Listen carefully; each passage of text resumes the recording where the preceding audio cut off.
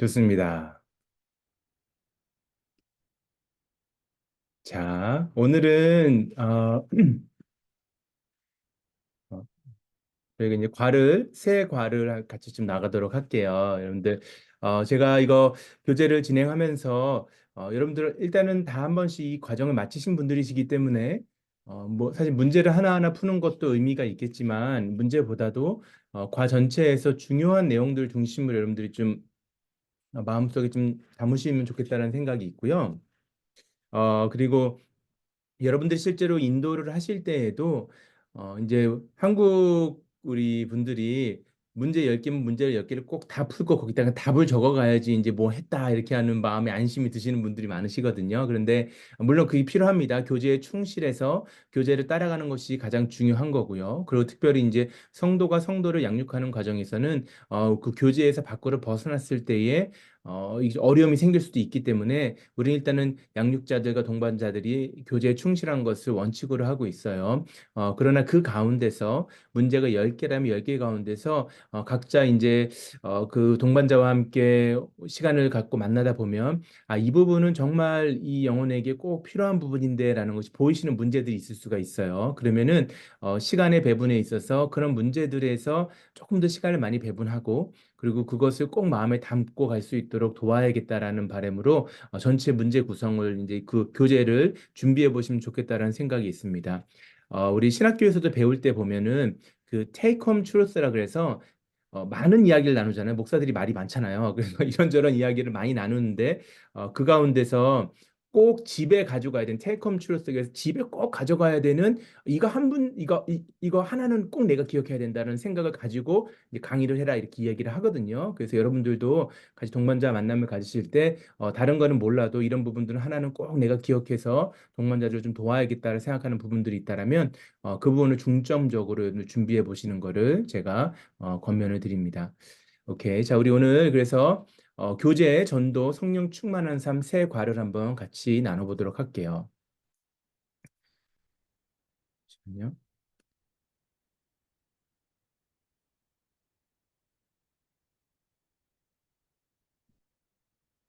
잠시만요.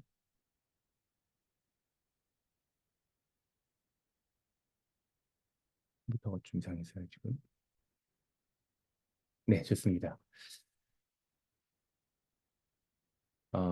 교재에 대한 이야기를 같이 먼저 오늘 살펴보도록 하겠습니다. 여러분들, 106페이지부터 시작되는 다섯 번째 만남입니다. 자, 이상 우리가 교재를 이야기함에 있어서 성경 안에서 교재, 펠로우십은 참 중요하다.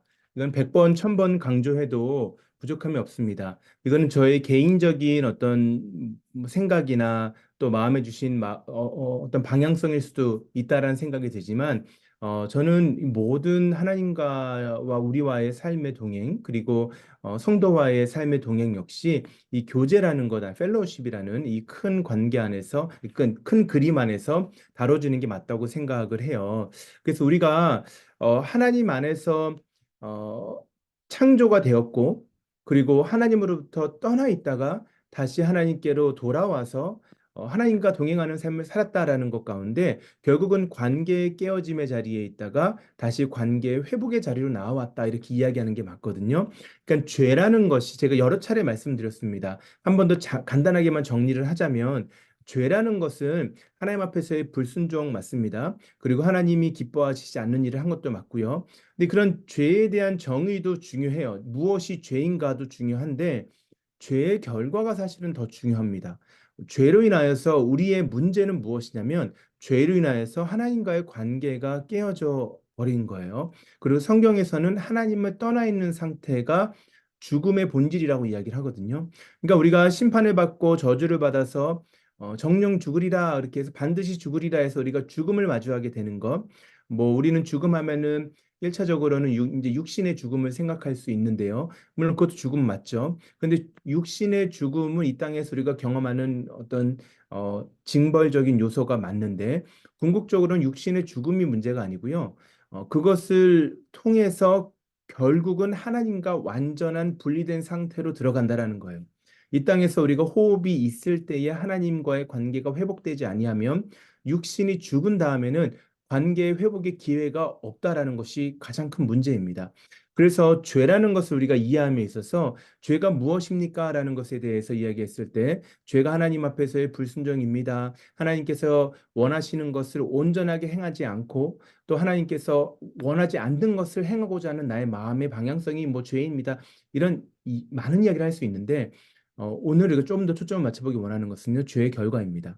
여러분들께서 죄의 결과가 하나님과의 관계의 단절이었다. 그리고 그 관계의 단절이 결국은 하나님 앞에서 영원한 죽음을 의미했다라는 것입니다.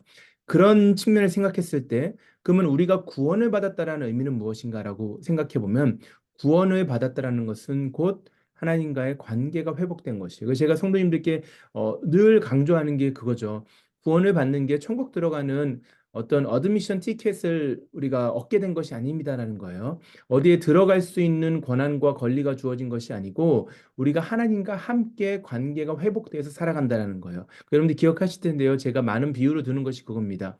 하나님 구원을 받았다라는 것은 집을 나갔던 자녀가 부모와 관계가 좋지 않아서 집을 떠났던 자녀가 다시 부모의 마음을 깨닫고 그 부모는 좋은 부모였고 그 부모는 나를 사랑하고 있다는 사실을 뒤늦게 깨닫고 다시 집으로 돌아오는 모습을 생각하셔야 돼요. 근데 집으로 돌아와서 많은 성도들의 삶이 어떻게 살아가느냐? 자기 방에 들어가서 문 닫고 안 나온다라는 거죠. 그래서 여전히 아버지의 집에 거하고 있지만 아버지와의 관계가 정말 미니멈 최소한 집에 거한다라는 정도만 머무는 것은 하나님께서 원하시는 우리의 모습이 아니다라는 거예요. 왜냐면 이게 관계적이라서 그렇습니다. 그래서 우리가 하나님 안에서 구원을 받았다라는 것은 계속하여서 하나님과의 관계가 더 깊어지는 거예요. 여러분들 배우자들 생각해 보시고 여러분들도 사랑하는 사람들과의 관계를 생각해 봤을 때 그 관계의 깊이에 한계가 없지 않습니까? 높이도 한계가 없고 전체 관계에 대한 이 사랑의 분량이 제한이 없잖아요. 점점 더 깊어지는 것이 건강한 모습이라면 하나님과도 동일합니다. 그런 의미에서 이 교제는 너무나 중요해요. 그리고 또 한 가지는 하나님과의 우리와의 관계가 회복되면 하나님이 사랑하시는 다른 수많은 사람들과의 관계 또한 그 안에서 회복되어지는 것. 그래서 결코 하나님의 나라는 내가 구원을 받고 내가 눈을 뜨고 딱 보니까 그 전까지는 하나님을 몰랐기 때문에 영적으로 죽은 자로 살다가 내가 하나님 앞에서 구원받고 내가 하나님의 자녀가 되었구나를 깨닫게 되는 순간에 동시에 보게 되는 것이 하나님의 사랑하는 수많은 자녀들이에요. 그래서 내가 이 외동아들이 아니라는 거예요. 내 안에 수많은 형제자매들이 있으면 깨닫게 되는데 나는 너무 미워하고 나는 너무 저 사람이 힘든데 하나님이 그 사람을 나를 사랑하신 것처럼 사랑하고 계시고 나를 구원하신 것처럼 하나님께서도 그 사람을 위해서 예수님을 보내시고 예수님을 십자가에 죽게 하셨다는 사실을 우리가 깨닫게 되면서 하나님의 마음으로 인하여 다른 사람들과의 관계 또한 회복되는 것. 그래서 공동체가 회복되는 것. 이런 것들이 하나님과의 수직적인 관계, 또 형제 자매와의 수평적인 관계가 회복되는 건데 이게 다 이것이 교제입니다. 그래서 저는요, 이 교제는 정말 100번, 1000번 강조해도 우리의 삶에 있어서 너무나 중요한 것이다. 라는 것을 제가 좀 말씀을 드리고 시작을 하기를 원합니다. 그래서 교제라는 것은 제가 여기 이 서론 부분을 한번 잠깐 좀 읽어볼게요. 108페이지인데요.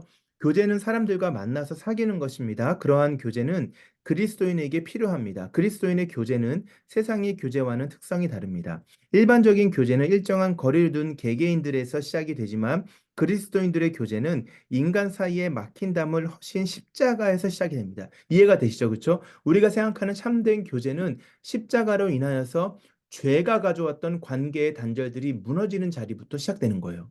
저게 너무나 중요합니다. 이게 십자가를 통하지 않은 관계는 성경에서 말하는 의미에서의 참된 관계는 없습니다. 왜냐하면 그 사이를 가로막고 있을 때에는 성경에서 말하는 그 그리스도 안에서의 교제가 불가능하기 때문에 그래요. 자, 그러므로 그리스도인의 교제는 십자가로 시작된 교회에서만 가능합니다. 이게 누군가를 향한 배타적인 우리끼리만 모일게라는 것이 아닙니다. 교회는요, 세상에는 없는 이야기가 있어야 됩니다. 그러니까 세상에서는 전혀 맛보지 못했던 새로운 음식이 교회는 있어야 돼요. 근데 이것을 우리만 먹겠다가 아닙니다. 이렇게 좋은 것이 있으니까 모두가 와서 함께 하자라는 게 교회의 마음이죠. 그쵸? 그래서 이제 그러한 차원에서 우리가 오늘 다루게 된 이제 복음에 대한 부분도 복음 전도에 대한 부분도 마찬가지로 우리가 적용할 수 있는 부분입니다.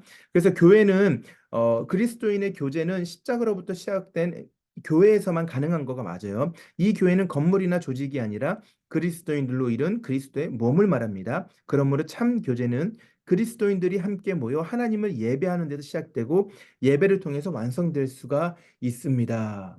자, 그래서 이 관계라는 것 자체가 하나님 안에서 늘 하나님으로부터 멀어졌던 것, 그리고 하나님으로부터 멀기 때문에 우리는 성경에서 말하는 참된 관계를 타인과의 그 사이에서도 경험하지가 못하는 거거든요. 그런데 여기서 말하는 것이 무엇입니까? 성경에서는 예수님 안에서 이제는 전에는 멀리 있던 너희가 서로 멀리 있던 너희가 하나님과 멀리 있던 너희가 그리스도 예수 안에서 뭘로 그리스도의 피로 가까워 십자가로 가까워졌느니라. 그는 우리의 화평이신지라 둘로 하나를 만드사 중간에 막힌 담을 허셨다라고 말씀하시죠. 근데 이것이요 세상에서는 없는 거라는 거예요. 그럼 우리가 겉모습으로 보기에 교회의 교제가 세상과는 많이 다릅니까? 아니 어쩌면 그렇지 않을 수도 있어요. 세상에서 보는 것처럼 어쩌면 세상에서는 더 많은 사랑과 또 많은 어떤 이런 이해 또는 포용 이런 게 있을 수도 있다 느낄 수도 있습니다. 왜냐하면은 우리가 생각하는 진리에 어긋난 것들을 우리가 함께 사랑할 수 없기 때문에 그럴 수 있죠. 그래서 어떤 경우에는 교회가 세상으로부터 어, 손가락질을 받잖아요. 근데 그게 교회가 잘못해서 그런 경우도 있지만 어떤 경우는 교회가 너무 배타적이다. 교회가 너무 교회만을 생각한다. 어떻게 세상의 많은 사람들에게 잘못된 것을 자꾸 지적할 수 있겠냐. 이렇게 이야기할 수도 있는 이유가 거기 있는 거죠. 교회는 진리 안에서 진리는 바꿔 말하면 예수 그리스도 안에서 새로운 교제권이 형성이 되었기 때문에 세상에서 말하는 교제처럼 그냥 무조건 사랑이 가득하고 그냥 무조건 누구나 다 받아주고 하는 그러한 차원이 아니라는 것입니다.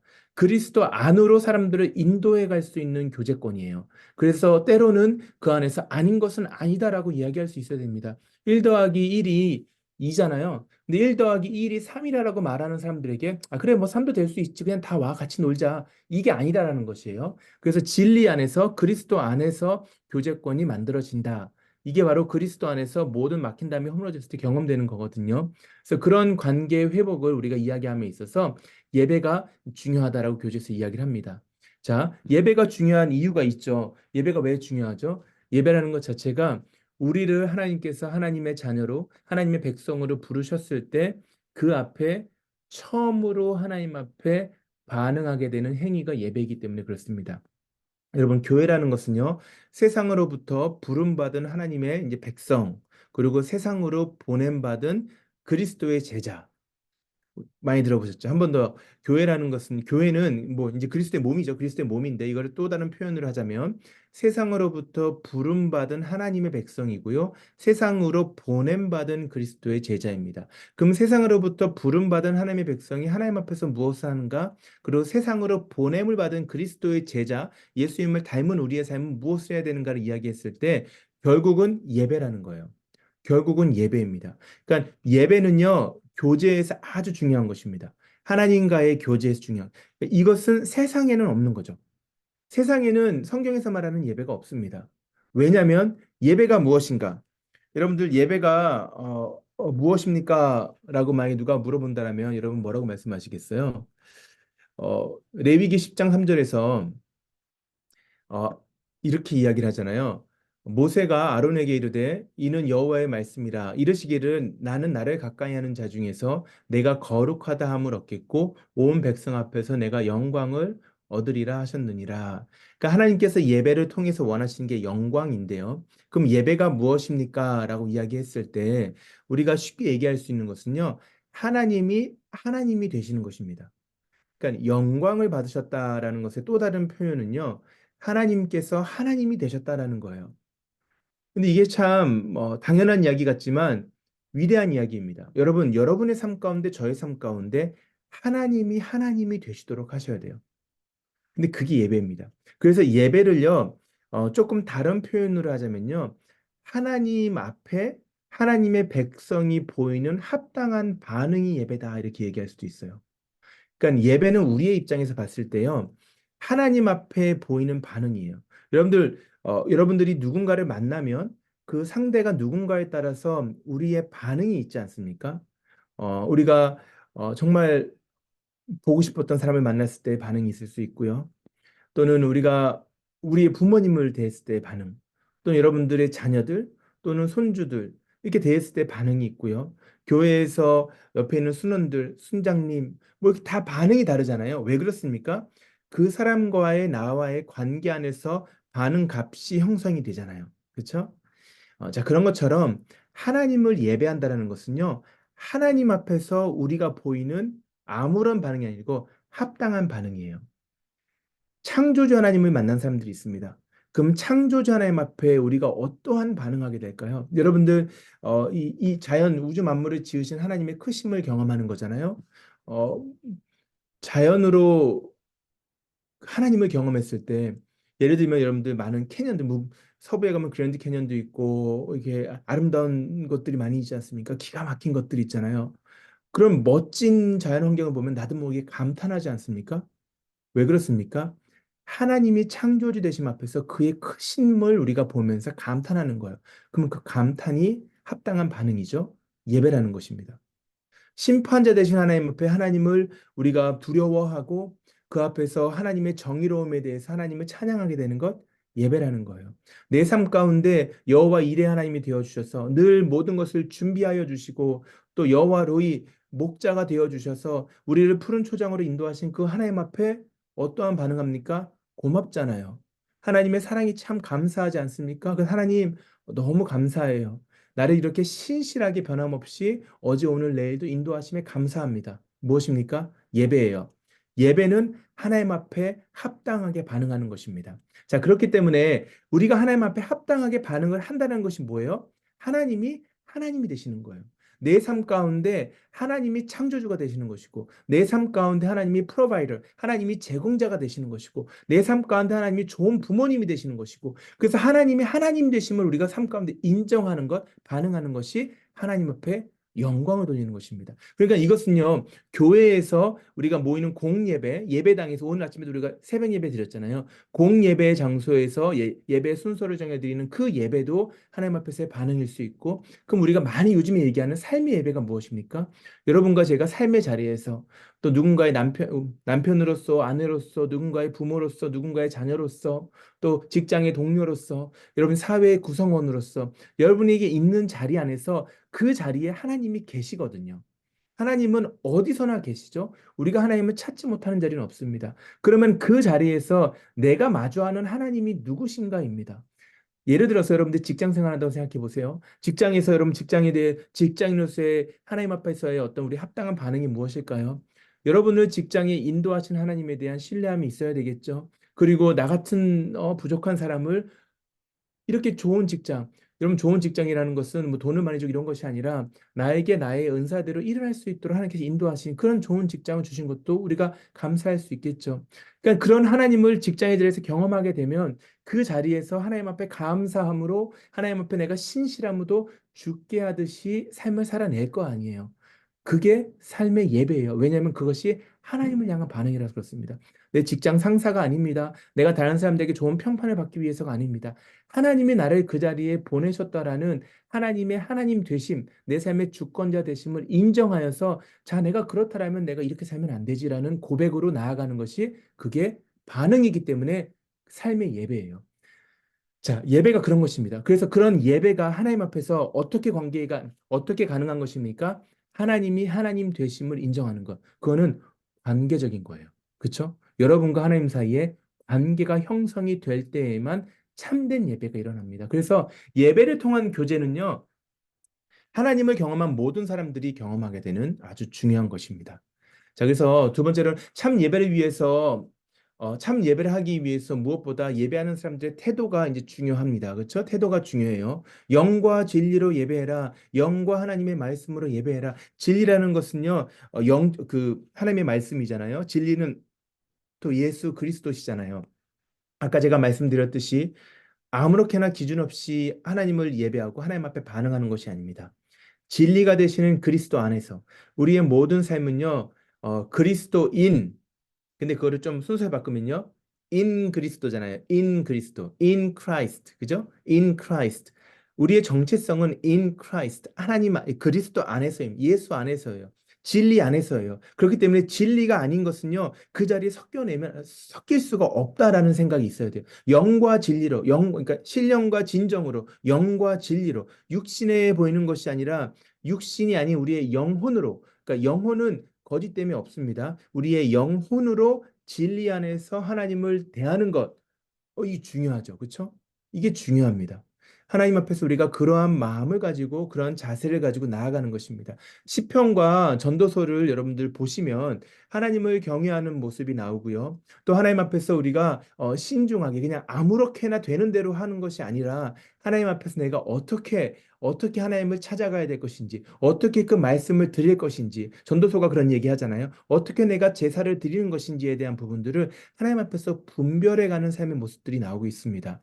자, 이것이 바로 진리가 무엇인지를 분별하는 것이고요. 내가 나의 영으로서 내가 정말 진실된 자리에서 외형적으로 내가 손 들고 박수 치고 눈 감고 무릎 꿇는다고 그게 진짜 예배가 아니라 나의 깊숙한 곳에서 하나님만 보시는 그 나의 영혼이 하나님을 향하여서 방향을 틀 수 있도록 하는 것이 예배에서 중요한 거예요. 왜 그렇습니까? 예배가 관계이기 때문에 그래요. 여러분이 사람들을 대할 때 그런 거 있죠, 여러분들. 대화를 나누다 보면은 아 잠깐만 내 얘기 안 듣는 것 같은데 이런 거 있잖아요. 그죠? 어떤 사람이 저 얘기. 그러니까 제가 아니라 우리 얘기 우리 얘기. 내 얘기 안 듣는 거, 딴 생각하세요? 이런 거 있잖아요. 하나님과의 관계에서 그런 게 많죠. 우리가 손들고 찬양하고 막 하지만 우리의 마음이 다른 데로 향하고 있다면 그거는 하나님과의 관계에서는 그러면 안 되잖아요. 마찬가지입니다. 그래서 참 예배자의 삶의 자리에서는요, 영과 진리로 예배하는 것이 이제 중요하다라는 것을 이제 이야기를 하고 있어요. 예배가 이제 복잡하게 하는 것은 뭐 우리가 뭐 원하는 모습 아닐 수도 있어요. 복잡한 것 자체가 중요한 것은 아닌데요. 예배는 우리의 마음과 삶을 하나님 앞에 드리면서 그 안에서 이제 하나가 되어지는 시간이 되어야 합니다. 그래서 책에서는요, 이제 예배의 어떤 이런 교제 가운데 어떤 것들이 이제 필요한가를 담아내고 있어요. 사도행전에서 우리가 잘 아는 초대교회의 모습이고요. 초대교회의 모습에서는 가르치는 것, 이제 말씀을 전하는 것이죠. 그리고 서로 교제하는 것, 성도 간의 교제가 있죠. 성도 간의 교제. 그래서 여러분들 왜 교회 가시면 너무 인사하기 싫은데 막 새벽 예배 와도 자꾸 옆에 사람이랑 인사하자 그러면 너무 불편할 때가 있잖아요. 그렇죠? 그냥 하세요. 그런 거 인사 안 해도 돼요. 뭐 이런 마음이 들 때가 있지 않습니까? 근데 여러분들 그게요. 그냥 앞에 올라가서 사회를 보는 사람들이 할 게 없어서 하는 게 아니고요.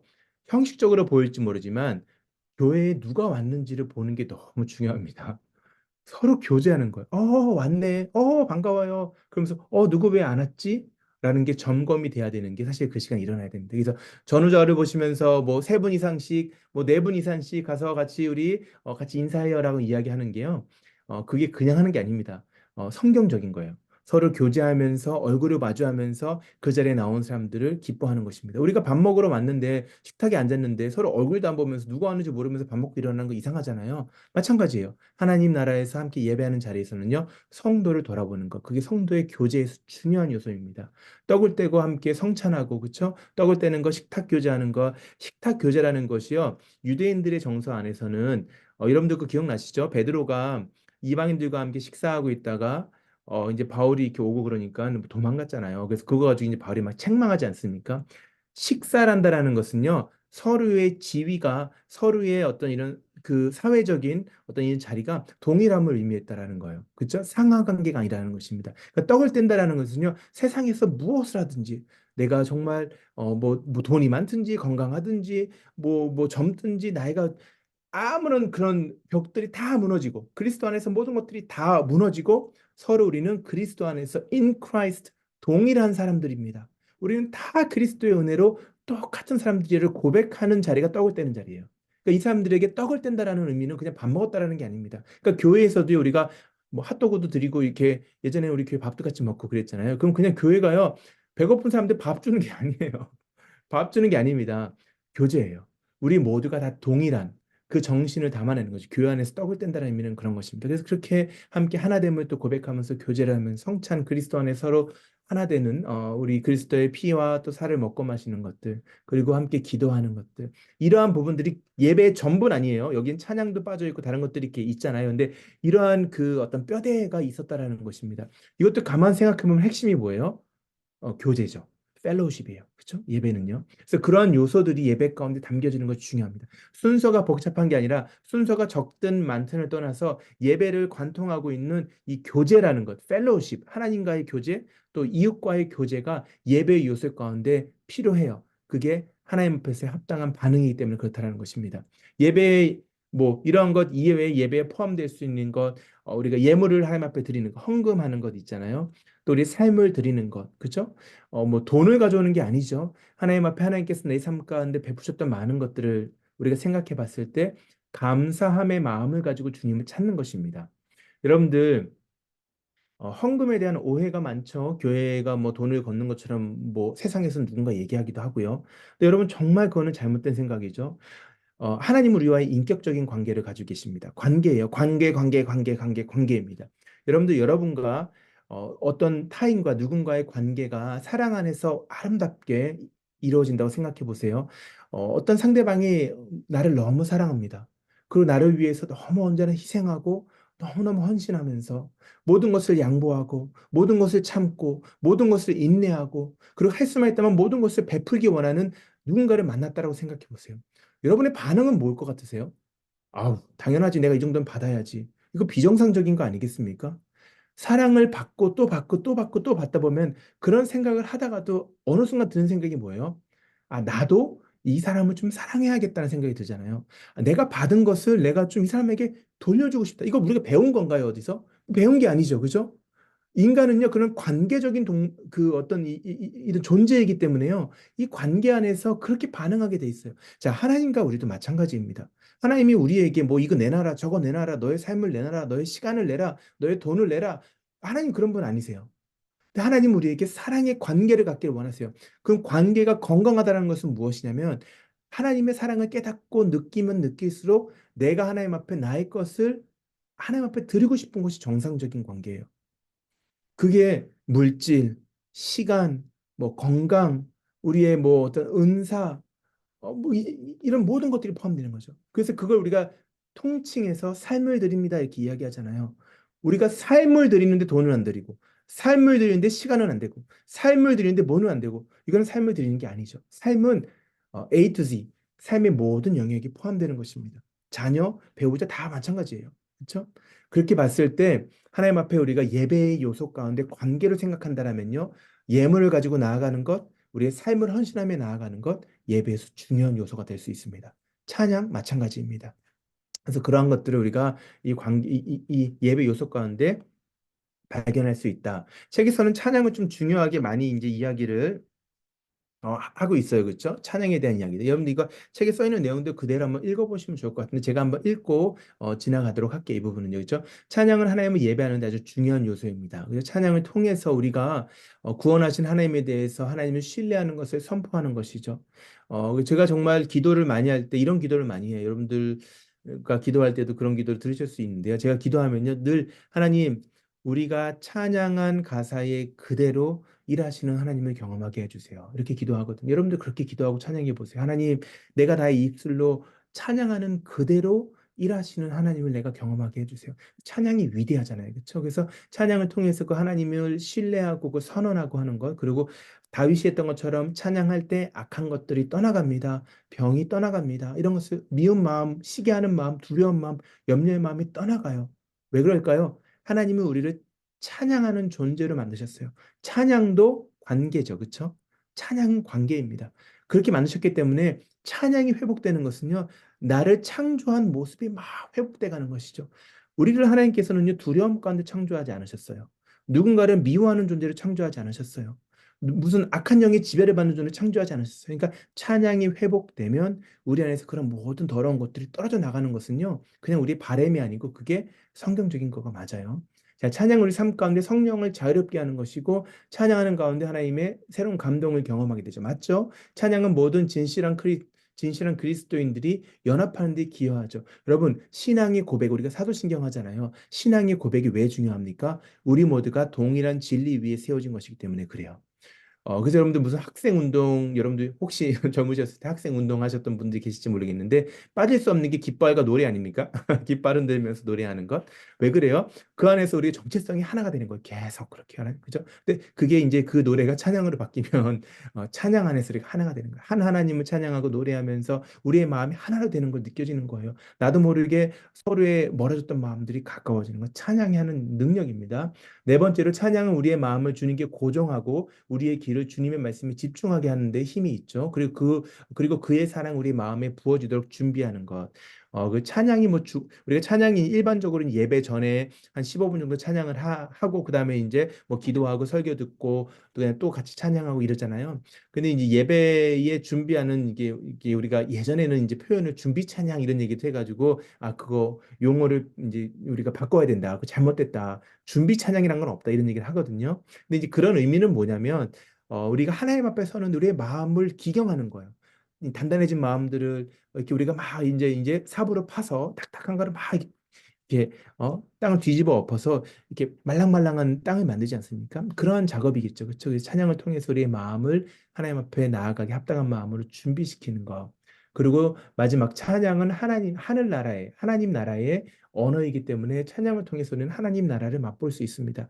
우리가 나중에 육신의 옷을 벗고 죽음의 문을 지나서 그렇죠? 죽음의 문을 지나서 하나님 앞에서 영원한 우리가 이제 그 천국을 누릴 때에 우리는 찬양이 끊이지 않는 것을 경험하게 될 것이고 성경에서 말씀하고 있는 것입니다. 자, 또 다른 것, 교제 가운데 예배의 교제가 중요하고 또 하나 이제 제가 아까 말씀드렸죠. 성도의 교제가 참으로 중요합니다. 성도의 교제가 너무나 중요해요. 십자가 아래서 우리 책에서는 십자가 아래서 이제 모든 사람들이 다 이제 평등하고 하나가 되었다. 그렇죠? 어, 많이 많이 성경에 기록되는 장면들입니다. 자, 제가 이거 한번 조금 읽어볼게요. 한 지체가 되었다는 것은요, 상관 있는 존재 의식이 있어야 한다는 거예요. 상관없는 사람들이 많잖아요, 우리가. 여러분, 교회에 우리가 수천 명의 성도들이 나오는데, 사실 여러분들과 상관이 있는 사람들 많이 없지 않습니까? 상관없이 살죠, 우리가, 사실은. 근데 이제 그게 뭐 우리가 뭐 수천 명의 사람들을 다 알 수는 없어도 적어도 우리의 마음은 어떤 연대 의식이 필요합니다. 이 상관이 있다라는 존재 의식을 갖고 있어야 해요. 누군가의 어떠함이 나에게도 동일하게 전해지는 관계가 있어야 돼요. 지체의식에 대한 부족함은 있을 수 있어요. 그러나 지체의식이 없다면 교회가 아닙니다. 교회가 아니에요. 성도라는 새로운 정체성은요, 공동체성이에요. 여러분, 그래서 우리가 세례를 줄 때 세례를 어디 저 뒷방 가서 몰래 주는 게 아니라요. 세례의 원리는 할 수만 있다라면, 물론 이제 특수한 상황 안에서 일어나는 경우도 있겠죠. 핍박을 당하는 어떤 성교지라든가. 그런데 할 수만 있다라면 세례는 공개적으로 합니다. 예수를 믿는 신앙의 고백을 통해서 세례를 받는 사람은요, 그 허다한 증인들이 앞에 있음을 보면서 우리가 하나가 되었다. 하나님의 언약 안에서 하나가 되었다는 공동체성을 확인하는 것입니다. 그래서 이 공동체성은요, 끊임없이 우리 안에서 해석되고 경험이 돼야 돼요. 만약 아무도 모르게 교회를 오가는 사람이 있다면 그것은 성격의 문제가 아니라 영적인 문제로 봐야 됩니다. 네. 저는요, 요즘에 많이 젊은 사람들 하는 MBTI에서 I형이라는 게 있잖아요. 그렇죠? 이제 사교육이 좀 이렇게 혼자 있어야지 좀 힘이 나는 사람들. 저는 부끄럽고, 저는 그냥 아무도 저를 교회에서 몰랐으면 좋겠어요. 여러분, 이건 성격이 아니라 이거 잘못된 것입니다. 아니에요. 이거는 영적인 거예요. 성도가 보여야 됩니다. 네. 예수님을 만나 하나님의 나라의 구성원이 되었다면 다른 지체들이 눈에 보이고 귀에 들리고 손에 잡히는 것이 그게 맞아요. 물론 성격이 사람이 기질이 있기 때문에 뭐 수백 명과 함께 친구 될 필요는 없습니다. 그건 불가능하죠. 그렇죠? 어떤 사람에게. 근데 그런 차원이 아닙니다. 보여야 돼요. 내 옆에 있는 누군가의 아픔이 보여야 되고 기쁨도 느껴져야 돼요. 공동체성의 결핍은 복음의 결핍에서 오는 치명적인 영적인 질병임을 기억해야 됩니다. 공동체성이 없이 교회를 다닌다라는 것은요, 무교회주의자, 이거 교회 없어도 상관없어. 나 혼자 하나님 잘 믿어. 또는 무복음주의자. 복음이 중요한 게 아니라 그냥 하나님과의 개인적인 관계가 있어. 이렇게 생각하는 사람들과 다를 것이 아무것도 없는 것처럼 보여질 수 있어요. 그래서 공동체성이 참으로 중요하다. 기억해 주시면 좋겠습니다. 성도 간의 이제 하나됨, 그리스도인의 하나됨은 복음의 본질이고요. 이방인과 유대인이 하나 되지 못하면 교회는 교회됨을 상실하게 됩니다. 교회의 하나됨은 예수님이 하신 구원 사역의 핵심 중의 핵심입니다. 담을 허무신 거예요. 유대인과 이방인이 하나가 되어야 합니다. 여러분, 이방인은요, 그냥 쉽게 생각한 거예요. 유대인들에게 이방인은요, 정말 죽기까지 내가 선택할 수 있다라면은 가장 마지막까지도 같이 하기 싫은 사람이 이방인이에요. 상종을 안 했던 대상이죠. 그렇죠? 누군가가 되었든. 우리 안에도 그런 이방인적인 존재들이 있지 않습니까? 쉽게 얘기하는 것이 아니에요. 어렵습니다. 그러나 여기에 대한 씨름을 멈추시면 안 돼요. 왜냐하면 하나님께서 이것을 위해서 그리스도를 보내셨기 때문에 그렇습니다. 자, 그 성도 간의 교제를 생각했을 때, 성도 간의 교제 안에서 우리가 하나 되는 지체의식 이야기를 했고요. 그 성도 간의 교제 안에서 주 안에서 이제 한 몸 되는 것을 이야기를 이제 우리가 했습니다. 우리를 하나로 부르셨다는 걸 이야기를 했고, 제가 말씀드린 이 문제보다도 어떤 핵심을 좀 여러분들이 기억하시면 좋겠어요. 마지막으로는 이제 성도의 교제 안에 이 다양성에 대한 부분이 중요합니다. 그러니까 variety in unity, unity in variety가 중요합니다. 서로 다 획일적인 관계가 될 필요는 없습니다. 왜냐하면 우리의 은사가 다르고 우리의 믿음이 다르고 인간적인 배경이 다르고 신앙적으로 반응하는 은혜의 코드가 좀 달라요. 어떤 사람들은 막 박수를 크게 치고 막 크게 찬양하고 기도하는 것이 내가 은혜를 받는 어떤 코드일 수도 있는데 어떤 분들은 너무 시끄럽게 느껴져. 그건 조용히 했으면 좋겠다. 이런 분들도 계실 수 있습니다. 다름이 있어요. 그래서 이렇게 이렇게 버라이어티가 있어요. 그죠? 다양성이 있습니다. 그러나 유니티 그 안에서 이제 하나됨이 있어야 된다라는 것을 여러분들이 꼭 기억하셨으면 좋겠습니다. 서로의 다름을 인정하고 서로의 다름을 포용할 수 있는 것도 우리에게는 늘 필요한 부분입니다. 그래서 책에서는 또 하나 서로의 사랑함에 대한 이야기를 또 하고 있죠. 그렇죠? 사랑함에 대한 이야기가 있어요. 참 사랑에 대한 것을 이야기했을 때 우리가 잘 아는 것처럼 사랑이라는 것은요, 행함과 진실함으로 하는 것이 맞죠. 겉으로만 보여지는 모습만은 아닙니다. 그렇다고 해서 사랑은 하고 있지만 마음에서 진실함은 있지만 행함이 없는 것도 아니에요. 그렇죠?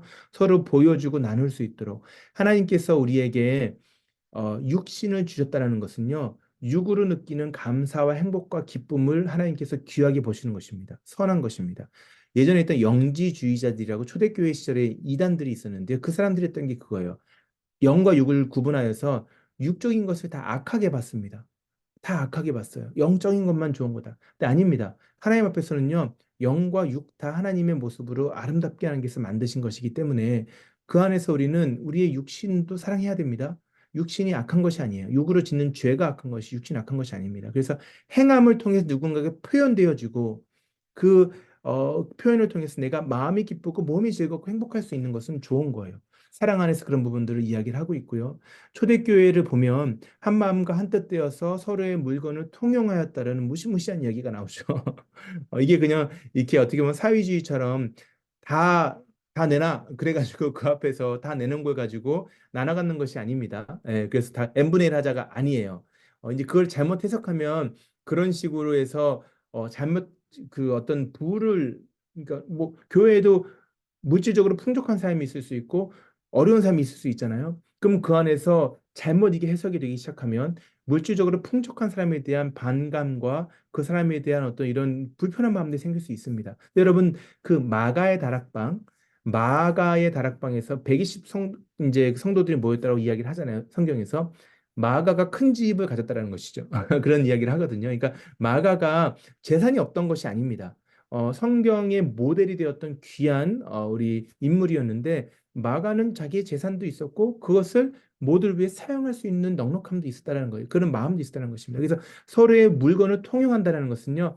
필요한 자에게 가진 자가 그것을 함께 나누고 도울 수 있는 마음의 자세를 말하는 것이지 모든 물건들을 집에 있는 거 다 싸들고 교회에 와가지고 n분의 1을 나눠가지고 다 똑같이 갖고 산다라는 의미가 아닙니다. 하나님의 나라는요. 그런 의미에서의 회계성을 갖는 것은 아니에요. 그러나 하나님께서 주신 것에 감사하여서 내가 시간이 많은 사람들은 바쁜 사람들을 대신하여 나의 시간을 들여서 누굴 도울 수 있는 것이고 물질이 좀 더 풍족한 사람들이 있다라면요 나의 물질을 통해서 다른 사람을 도울 수도 있는 것이고 은사가 많은 분들이 있잖아요. 어디를 가나 다 사람들에게 도움되는 사람들이 있고 어디를 가나 좀 내가 할 수 있는 게 없어 이런 분들이 계실 수 있잖아요. 그럼 많은 것을 할 수 있는 분들이 자신의 은사를 통해 섬길 수 있는 그게 물건을 통용한다라는 그 중요한 메시지에 흘러가는 핵심적인 의미죠. 그렇죠? 그래서 여러분들 이렇게 초대교회는요 그것을 표현했다라는 게 중요한 거예요. 나의 것을 표현해서 함께 그것을 누릴 수 있었다라는 것을 의미를 하고 있는 것입니다. 자, 그래서 우리가 교제를 이야기를 하면서 이제 덕을 세우는 것 마지막으로 이야기가 마무리할게요. 덕을 세운다라는 것은요, 덕은요 하나님 앞에서 다른 성도들을 높여주고 세워주는 것을 의미합니다. 빌립보서에도 나와 있고 여기 데살로니가 전서 책에도 나와 있죠. 나보다 남을 더 낮게, 더 좋은 사람으로, 더 훌륭한 사람으로 말하는 것입니다. 그래서 가는 곳마다 여러분 덕을 세우세요, 덕을 세우세요. 아, 덕이 안 됩니다라는 것은 무엇이냐면 이것을 통해서 다른 누군가가 하나님으로부터 내가 멀어지게 만들다라든가 그 사람을 다른 사람들 앞에서 더 낮은 자를 만든다라든가 이건 덕이 안 되는 것이죠. 그래서 이 교제권 안에서는요, 우리가 끊임없이 덕을 세울 수 있는 다른 사람을 나보다 더 존귀한 자로 만들어갈 수 있는 것이 이제 중요하다라는 것을 이야기할 수 있습니다. 자, 교제를 얘기하면서 세 가지를 우리가 크게 살펴봤어요. 하나는 예배에 대한 부분을 이야기를 했고요. 두 번째로는 성도 간의 두 가지 살펴봤습니다. 성도 간의 교제를 우리가 이야기를 했습니다. 예배는 하나님과의 관계 안에서 이루어지는 것이고 그 안에는 성도 간의 교제가 당연히 포함된다라는 것, 구원받은 모든 삶은 이 관계적으로 해석하는 것이 맞다라는 것을 말씀을 드렸습니다. 자, 5분 휴식하고 다시 만나도록 하겠습니다.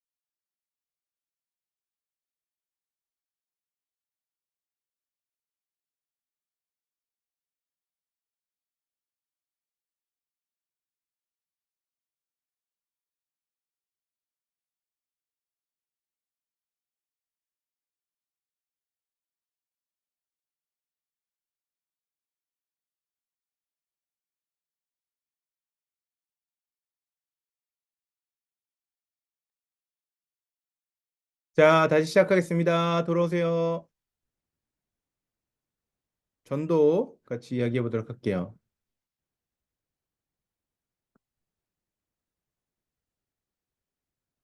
자, 전도 이제 여섯 번째 만남 전도입니다. 전도에 보면 세상을 대하는 자세, 세상 일에 대한 자세, 복음 전파, 그리고 전도의 전략, 전도의 생활화 이렇게 다섯 개의 주제를 다루고 있습니다. 한번 우리 중요한 내용 중심으로 살펴보도록 할게요. 우선은 사명이죠. 하나님께서 우리를 이 땅 가운데 창조하신 후에 생육하고 번성하는 것부터 시작해서 그 후에 타락한 후에 관계가 회복된 사람들을 먼저 하나님께서 부르신 분들이 계시죠. 그렇죠? 제자들도 그렇고 하나님 사랑했던 사람들 그 사람들을 통해서 동일한 메시지예요. 생육하고 번성하여서 하나님 나라가 충만하게 하는 것과 마찬가지로 오늘날 땅 끝까지 이르러서 우리가 복음을 전함으로 인하여 많은 사람들이 하나님의 나라를 누릴 수 있도록 하는 동일한 사명입니다. 그래서 그런 사명을 우리에게 주셨기 때문에 모든 믿는 자들은 이 사명, 이게 그레이 커미션이잖아요. 하나님께서 우리에게 주셨던 이 사명 앞에서 우리의 삶을 돌아보는 것이 중요합니다. 그래서 이 세상에 다양한 직업, 뭐 다양한 기질, 다양한 교회가 존재하죠. 그러나 모든 그리스도인들의 하나의 최종 목표는 이거예요. 그리스도의 증인되어서 복음이 나를 통해 흘러가는 것. 저는 목사라는 자리에서 이 동일한 사명을 감당하고 있습니다. 여러분들은 누군가는 직장인으로서, 누군가는 뭐 누군가의 아내로서, 또 누군가의 자녀로서, 누군가의 엄마로서, 이웃 주민으로서 뭘 하든 동일해요. 그것을 통해서 이 일을 이뤄가는 것입니다. 근데 그 과정은 전도라는 방법으로 성경에서 전도라는 미련한 것을 통해서 하나님께서는 하나님의 나라를 확장하고 계세요. 그 부분 한번 살펴보도록 할게요. 우선은 세상을 우리가 어떻게 대해야 되는가가 좀 중요한 것 같습니다. 책에선 크게 세 가지를 이야기를 하는데 하나는 대립으로 세상을 바라보고 있는 관점이죠. 그 세상을 이제 떠나 있는 중세에 보면 이제 수도사들이 이런 삶을 살았다라고 이야기할 수도 있고요. 아니면은 이제 바리새인들 같은 뭐 이런 적대적으로 이렇게 세상에 대해 생각하는 사람도 있을 수 있는데 뭐 이거는 그냥 단순하게 뭐 하나만이 완전하게 옳다라고 얘기하기는 조금 어려운 부분들이 있고 어느 부분에서는 우리가 전체적인 그림을 좀 볼 필요가 있는데요. 우선 대립으로 세상에 대해서 아예 등을 돌리고 사는 것은 바람직하지는 않습니다. 근데 중세 수도사들의 이유는 이해가 되죠. 산으로 들어가고 이렇게 그러니까 사람들을 떠나서 살았던 사람들. 근데 그것은 그 사람들이 세상으로부터 물들지 않기 위해서 그렇게 간 것은 맞지만 예수님은 이 땅의 중심으로 찾아오셨거든요. 그러니까 세상을 피하고 등지는 것은 아주 온전한 그리스도인의 모습은 아닐 수 있다. 두 번째로 타협으로 보면 중재하는 것이죠. 그냥 그때그때마다 세상 앞에서 내가 이 정도는 이건 시대적인 것이야. 그렇죠? 이거는 성경이 아니라 이거는 시대적으로 2000년 전에 했던 일 오늘 그대로 하는 것 좀 어렵지 않을까 생각을 해서 시대적으로 모든 것들을 자꾸 재해석하려는 사람들이 있습니다. 그러다 보면요. 기준이 다 무너져요. 진리라는 것의 사전적인 의미가 변하지 않는 무언가거든요. 그리고 진리가 가치가 있는 이유는 변하지 않기 때문이에요. 여러분들 다이아몬드가 굴러다니는 돌보다 가치가 있는 것은 희소성도 있지만 그만큼 그게 단단하고 변하지 않음에 있잖아요. 금도 마찬가지고요. 순도가 높으면 높을수록 변질되지 않잖아요. 이게 가치가 있는 거예요. 진리가 가치가 있는 우리가 그것을 위해서 목숨을 걸 수 있는 이유는 변하지 않음에 있는데 타협하다 보면요. 시대적으로 자꾸 재해석하다 보면 이 모든 것들이 다 무너지고 교회가 결국은 세속화되는 것을 보게 돼요. 그래서 이 대립하는 것도 문제고 타협도 문제인데요.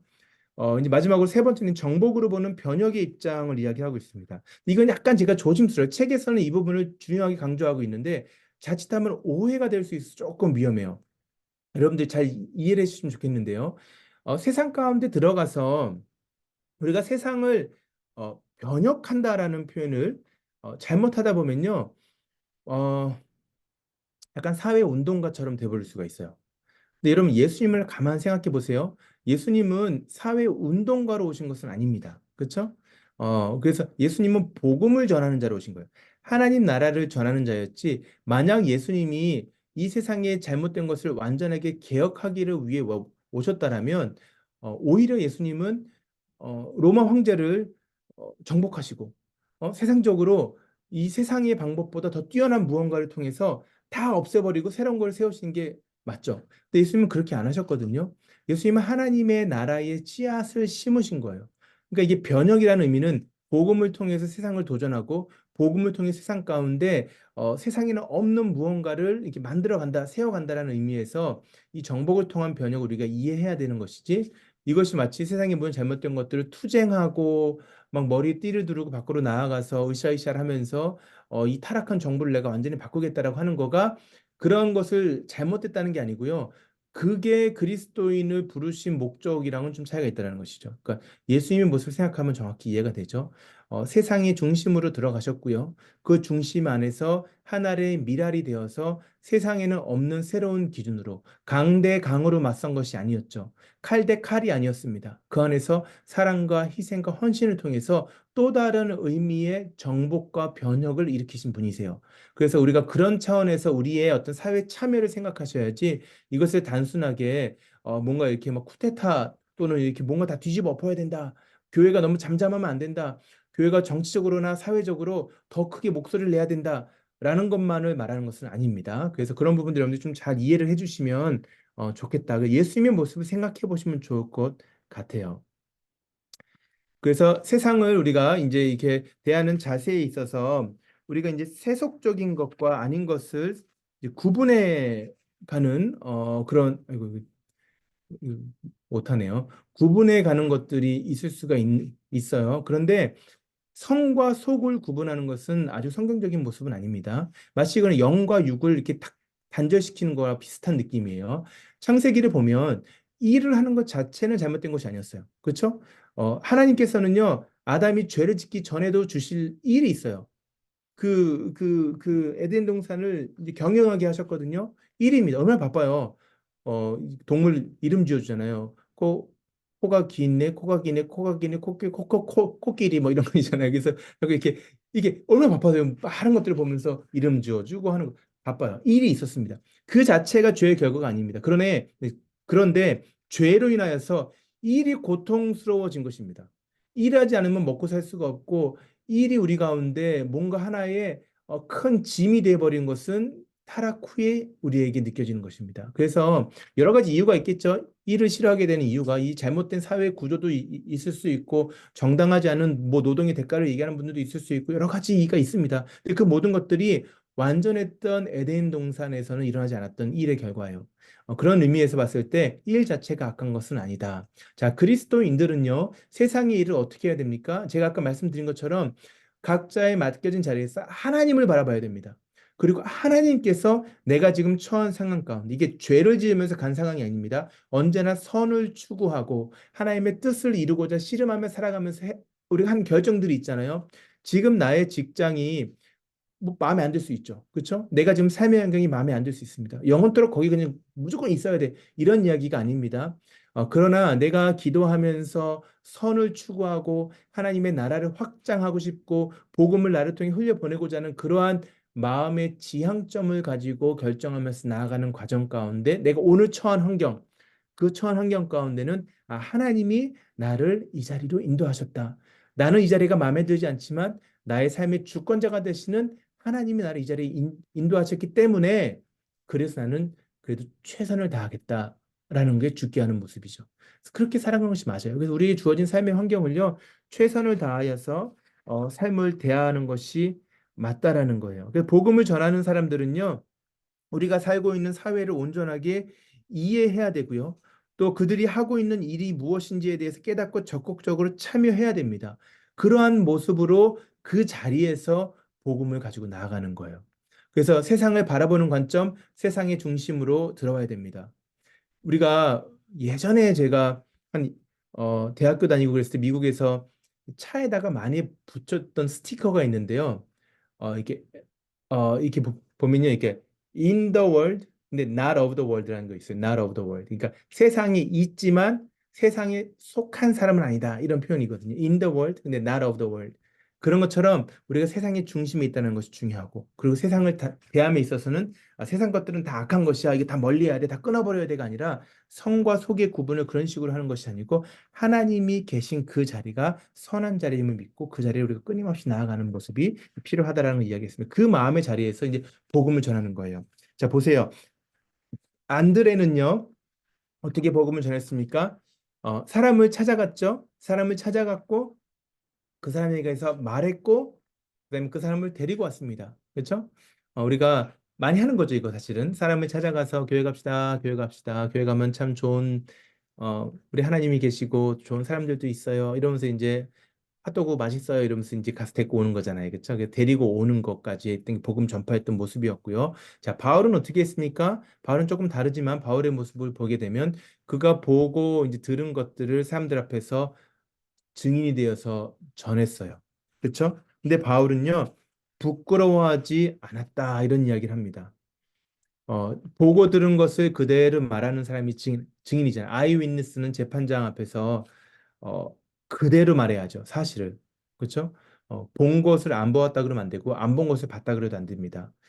본 대로 보고 들은 것을 그대로 전했는데 거기에 부끄러워하지 않았습니다. 왜 그렇습니까? 로마서 1장 16절을 보면 복음을 부끄러워하지 아니하노니 이 복음은 모든 믿는 자에게 구원을 주시는 하나님의 능력이 됨이라. 첫째는 유대인에게요 그리고 헬라인에게로다. 이방인들과 유대인 모두 이게 모든 이 전 세계 모든 사람들이 말하는 거예요. 하나님의 능력이 되기 때문에 부끄러워하지 않았어요. 이 내가 보고 들은 사실을 통해서 한 사람의 생명을 살릴 수 있다라면, 육신의 생명이 아니라 그 사람의 영혼을 살릴 수 있다라면 부끄러울 이유가 없는 거죠. 왜냐하면 그것을 믿은 거예요. 하나님은 내가 보고 들은 것을 전했을 때 나의 삶은 조금 부족할지 몰라도, 나의 지식은 부족할지 몰라도, 나의 미련한 이 전도를 통하여서 하나님은 누군가를 구원하신다. 이렇게 생각했던 거예요.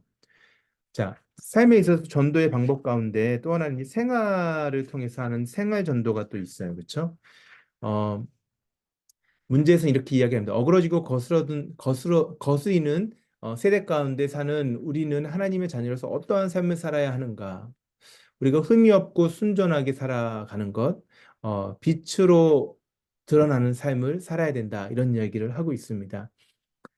전도에 미련한 것으로, 그래서 나는 좀 삶도 엉망이고, 어, 뭐, 하나님에 대한 지식도 너무나 부족하지만은, 그래도 나 같은 이런 삶을 통해서 하나님은 일을 하실 거야. 라는 믿음은 오케이. 좋습니다. 그거는 괜찮아요. 그런데 그 자리에 머물면서 나의 삶에 대한 책임이 없다? 이거는 그 사람이 방금 전에 이야기했던 하나님의 능력에 대한 이거는 모순적인 발언이죠. 하나님께서 내 삶 가운데 정말 찾아오셨고 나같이 부족한 자를 하나님께서 사용하시기를 원하신다라는 것을 제대로 깨달은 사람이면요. 하나님의 은혜와 사랑을 제대로 깨달은 사람이면요. 자신의 삶을 돌아봐야 돼요. 왜냐면 한 사람이라도 그 사람을 하나님 앞에 인도하기 원하기 때문에 그렇습니다. 그러니까 다른 사람들에게 인정받기 때문이 아니고요. 나의 삶과 나의 모든 것을 통해서 하나님이 그토록 사랑하시는 누군가를 하나님 앞에 세울 수 있다라면. 그러나 여전히 우리는 부족하죠. 그렇죠? 여전히 나는 부족합니다. 평생 동안 부족합니다. 그러나 이렇게 부족한 자를 통하여서도 하나님이 일하신다는 걸 믿는 거예요. 그래서 우리의 삶을 흠이 없고 순전한 삶으로 빛 가운데 살아가는 삶으로 들여가는 우리가 우리 삶을 인도하는 것은 너무나 중요하다라는 거예요. 그래서 성경에 이런 부분들이 많이 나와 있어요. 마태복음에서 보면 너의 착한 행실을 보고 하늘에 계신 너희 아버지께 영광을 돌리게 하라라고 이야기했잖아요. 착한 행실을 보고입니다. 겉으로 보여지는 모습이 위선적인 것을 말하는 것이 아니에요. 여기서 말하는 착한 행실이라는 것은요, 안과 밖이 동일한 것을 말해요. 그러니까 우리의 행위가 의미가 있다는 거예요. 의미가 있습니다. 그래서 우리의 선행을 통하여서도 복음을 드러내는 것 중요하다는 거예요. 하나님 앞에 영광을 돌린다. 자, 영광이 뭐라고 했어요? 하나님이 하나님 되게 하시는 거예요. 그렇죠? 그 사람의 삶을 통해서도 나의 삶을 통해서도 하나님이 하나님이시구나라는 것을 우리가 어, 고백할 수 있게 돕는 것이라는 거예요. 또 하나는 이제 입으로 하는 전도가 있죠. 우리가 잘 아는 방법입니다. 여러분, 근데 이게 여러분들 군대에서 미국도 그렇고 아마 전 세계가 비슷할 텐데요. 그 군사력이 이런 얘기 혹시 군대에 계신 분들 계실 수 있으니까 민감할 수 있지만 육해 공군 중에서 누가 가장 셉니까? 라고 이야기를 하면 서로 내가 제일 세다고 얘기하잖아요. 근데 이제 다 동의하는 것이 있어요. 전쟁의 마지막 승리는 육군이 깃발을 꽂을 때잖아요. 그렇죠? 뭐 육군이 됐든 누가 됐든 어쨌든 깃발을 꽂는 데 대부분 육군이잖아요. 가서 깃발을 꽂을 때. 그렇죠? 근데 그게 맞아요. 마찬가지로 전도의 다양한 방법들이 있는데요. 근데 전도의 결국 핵심은요. 입으로 전하는 복음입니다. 네. 삶으로 여러분들 정말 대단하게 사시고 예수님을 그대로 빼닮아 산다 하더라도요. 예수님이 삶으로만 복음 전한 게 아니시거든요. 내 삶을 봐. 이게 다야. 이게 아니에요. 입술로 분명하게 하나님 나라를 가르치셨어요. 마찬가지입니다. 저와 여러분도요. 우리가 아무리 대단한 방법을 쓰고 전투력을 가지고 막 싸운다 하더라도요. 마지막에 깃발을 꽂는 데는요. 여러분의 입술을 통해서 복음이 온전하게 전해져야 됩니다. 믿음은 들음으로 말미암는 거예요. 그렇죠? 듣는 것입니다. 그게 중요합니다. 그래서 말로써 네, 복음을 증거해야 합니다. 베드로전서에서 소망에 관한 우리 2주 전에 설교 어, 그 말씀이었죠. 소망에 관하여 묻는 자에게 대답할 것을 항상 준비하되 항상 예비하되라고 했어요. 그러니까 늘 우리의 마음을 돌아보아서 우리 안에 복음이 충만할 수 있도록 그리고 내가 이렇게 소망하는 것이 예수 그리스도라는 사실을 누군가에게 전할 수 있도록 그렇게 하기 위해서 우리의 거룩한 모습이 누군가에게 하나님에 대해서 궁금하게 하는 어떤 이런 그 도구가 된다는 사실을 이야기를 하고 있는 것입니다. 그래서 우리가 한 영혼을 대함에서 전도할 때는요, 오늘 교재에서 이제 온유함과 두려움을 가지고 하라고 이야기를 하고 있죠. 온유함은 사람과 사람을 대할 때 드러나는 모습이고요. 두려움은 하나님 앞에 서 있는 모습입니다. 온유하다라는 것은요, 그냥 착한 것을 말하는 것이 아닙니다. 모세가 온유한 자였다 이렇게 이야기하잖아요. 모세의 온유함은요, 때로는 강단 있게, 때로는 또 카리스마도 있게, 그러나 사람들 앞에서 진리에 대해서는 조금 더 타협함이 없는 그러나 그 마음 가운데서 어떤 것이 있었습니까? 정말 악한 백성들을 하나님께 심판하고자 하셨을 때 그 앞을 가로막으면서 하나님 어, 나를 생명책에서 지우시더라도 저 백성을 주님 살려주세요라고 기도할 수 있었던 사랑이 있었던 사람 그런 것들이 종합적으로 온유함의 모습입니다. 여러분들과 저에게도 그런 것이 필요한 것이죠. 상대방을 향하여서 나의 사랑과 또 그 다음에 그 안에 담겨져 있는 어떤 진리에 대한 어떤 사모함이 함께 드러나는 것이 온유함입니다. 하나님 앞에서 두려워한다라는 것은요. 늘 코람데오라는 표현 있잖아요. 하나님 앞에서 코람데오. 하나님 앞에서 살아가야 됩니다. 그 온유함과 두려움을 가지고 누군가에게 이제 복음을 전하는 것은 중요하다. 입술을 영해서 메시지가 흘러가야 된다. 전도의 전략을 책에서 이야기함에 있어서요. 뭐 너무 다양합니다. 너무 다양합니다. 이 책에서는요. 이제 뭐 전도지를 활용하는 방법, 또 뭐 우리 뭐 사형리 뭐 다리예화 뭐 전도 폭발 우리 교회에서 다 하고 있는 거죠. 여러분들 전도 훈련도 같이 받으시면 참 좋겠는데요. 도움이 됩니다. 도움이 됩니다. 그 정기적으로 또 만나서 할 수 있는 경우에는 전도 성경 공부 직장 내에서도 여러분들이 할 수 있으면은 그런 모임들을 만들어서 참 좋을 것 같아요. 제가 이제 격주로 우리 그 대사관 우리 한국 대사관이 있잖아요. 격주로 대사관에 가서 거기 신우회가 있어요. 너무 귀한 모임이죠. 직장 안에서 우리 교회 성도님들 좀 계시고 또 타교회 성도님들도 계시는데 신우회 그 직장 안에서 수요일마다 매주마다 점심시간에 모이시는 분들이 계세요. 그래서 제가 거기 가서 같이 말씀도 나누고 하는 시간을 갖고 있는데요. 여러분도 직장 안에서 그러한 모임들이 있으면 참 좋겠다는 생각이 있어요. 쉽지 않지만 그래서 직장 안에서 같이 직장을 위해 기도할 수 있는 시간 또 혹시 예수 믿지 않은 사람들이 있다면 그 자리를 통해서 또 예수님을 전할 수 있는 그런 것들도 참 중요하고 그래서 정기적으로 여러분들 교회에서나 삶의 자리에서 이런 전도를 위한 성경 공부 또는 자리를 만들어 본 것도 전도의 전략일 수 있겠죠. 그 상황에 따라서 우리의 간증을 나누라는 것도 중요할 수 있어요. 바울이 간증하거든요. 근데 간증에서는 여러분들 간증물을 많이 다 적어 보시잖아요. 예수님 만나기 전에 나의 모습이 무엇인지, 그리고 내가 어떻게 만나게 되었고, 그 만나는 과정을 통해서 지금 변화된 모습이 무엇인지가 간증의 핵심이 돼야 됩니다. 간증이 뭐 때로는 뭐 병을 고침받은 것도 간증이 될 수 있고, 그리고 때로는 뭐 정말 힘든 상황 가운데 그것을 이겨낼 수 있는 것도 간증이 될 수 있는데, 간증의 가장 중요한 부분들은 간증을 통하여서 예수님이 드러나는 것이고요. 특별히 예수를 믿지 않는 사람들에게는 여러분이 어떻게 예수님을 만나서 바뀌게 되었는가, 그 예수님이 어떤 의미를 갖게 되었는가가 중요한 것 같아요. 그래서 간증문을 우리가 두 가지 우리가 막 얘기하는 간증문을 쓰는 것과 유서를 쓰는 것을 얘기하거든요. 그래서 우리 삶에 있어서 두 가지 이렇게 업데이트 해야 된다는 거예요. 나의 인생의 간증 한번 여러분 적어보세요. 그리고 이거는 그냥 숙제가 아니라 여러분들이 이 간증물 여러분들이 계속 마음 안에서 이거를 나의 내재화시켜야 돼요. 인터널라이즈 해야 돼요. 그래서 나의 스토리가 예수 그리스도를 더 분명히 드러낼 수 있고 누군가에게 예수님을 보여줄 수 있는 것으로 그렇게 하고 유서는 이제 우리가 마지막에 삶이 끝난다고 했을 때 무슨 자 이건 누가 나눠갖고 누가 나눠갖고 이걸 말하는 게 아니고요. 나의 삶을 정리하는 자리에서 나의 지난 삶을 돌아보는 것을 우리가 지금부터 해 나가는 게 중요하거든요. 그러다 보면은 많은 부분들이 정리가 되지. 내가 무엇을 향해 가고 있었는가가 생각이 나니까. 그래서 전도문과 유서를 매 년마다 업데이트 해보라. 이런 이야기를 합니다, 사람들이. 그런 부분들을 여러분들이 기억해 보시면 좋겠다 생각이 들어요. 자, 전도를 생활화하는 부분. 정말 어렵죠, 그렇죠? 전도를 생활화하는 거 쉽지가 않습니다.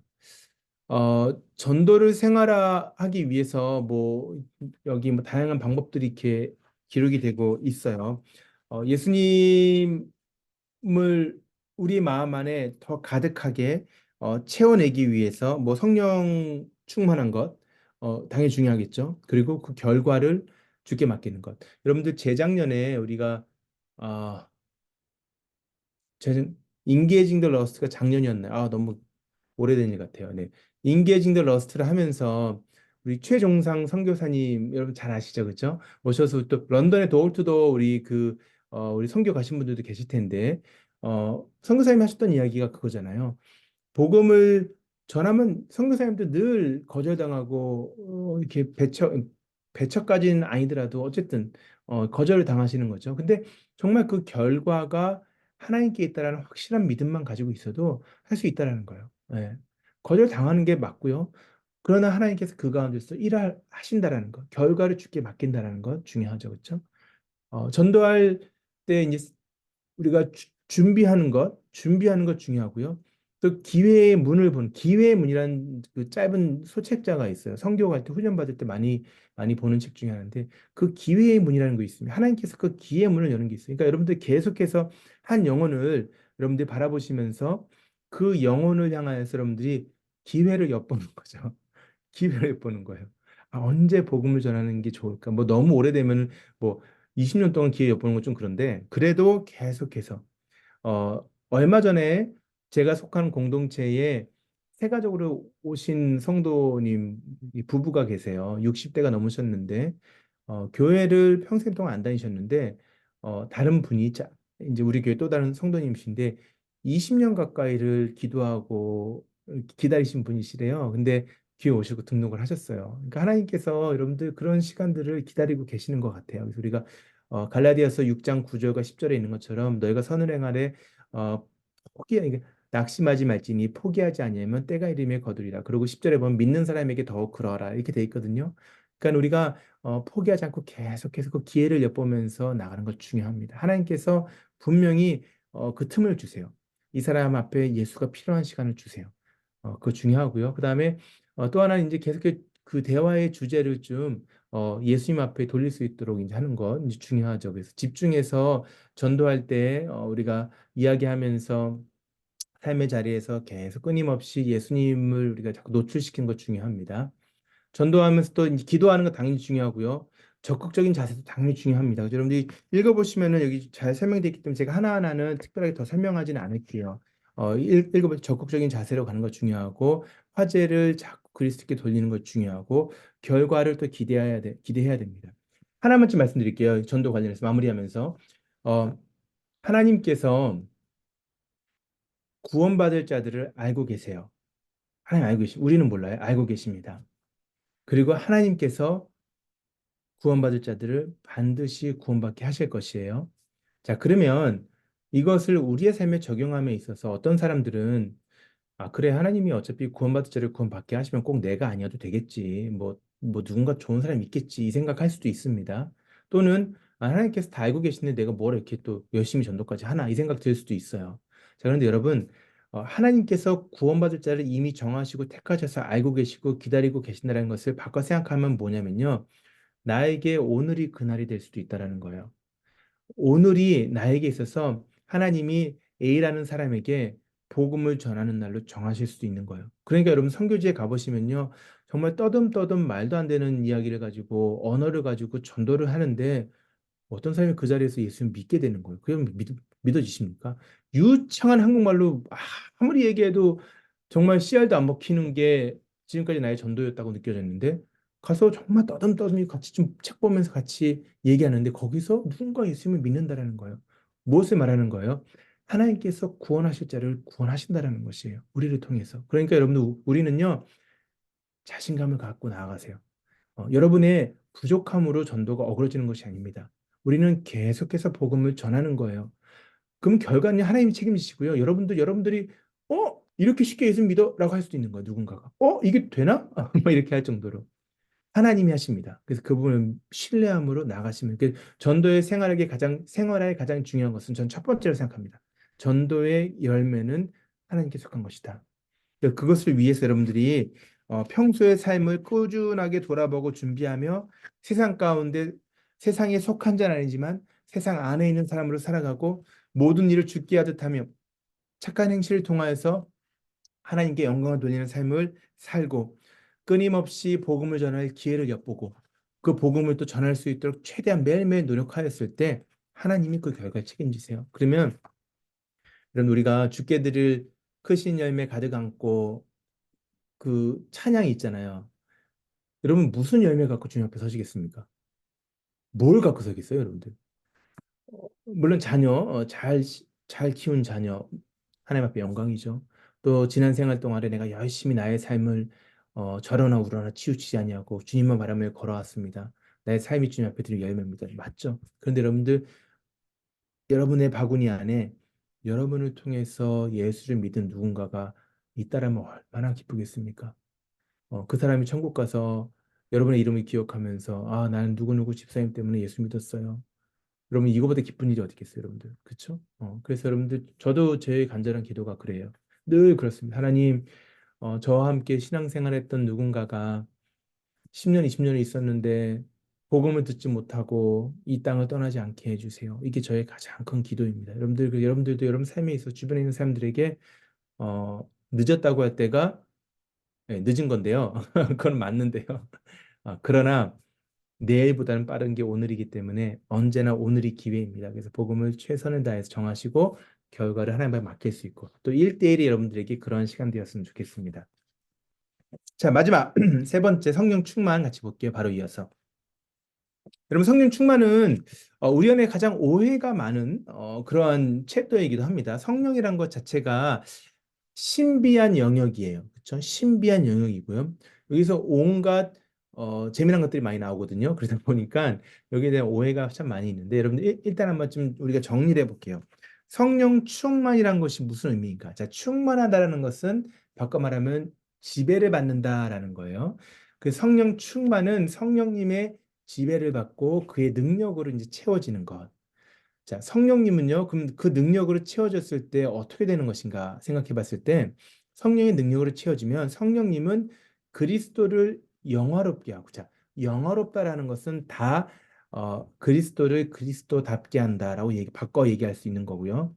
자, 그리스도를 영화롭게 하기 위하여 오셨습니다. 그리고 그리스도의 영으로서 성령 충만함을 받는다라는 것은 그리스도로 충만해지는 것입니다. 그래서 그리스도인 순서 바꾸면 in 그리스도, in Christ.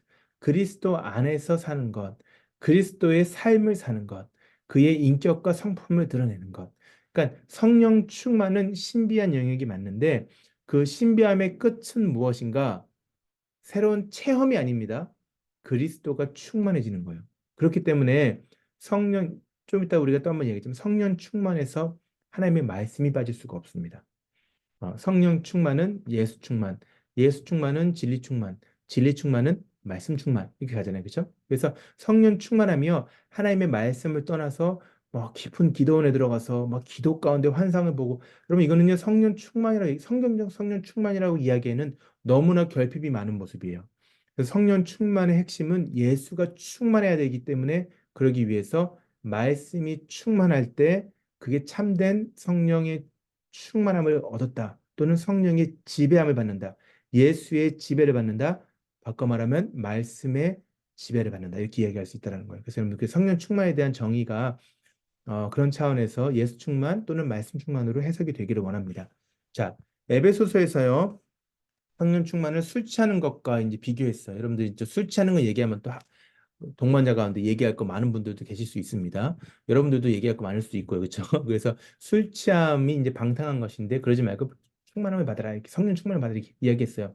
유사한 것 어떠한 영향력이죠. 그렇죠? 영향력은 유사한 것이죠. 영향력을 이제 술의 영향 가운데 있을 수도 있고 뭔지 꼭 술뿐만 아니라 다른 많은 것들도 우리에게 영향을 주죠.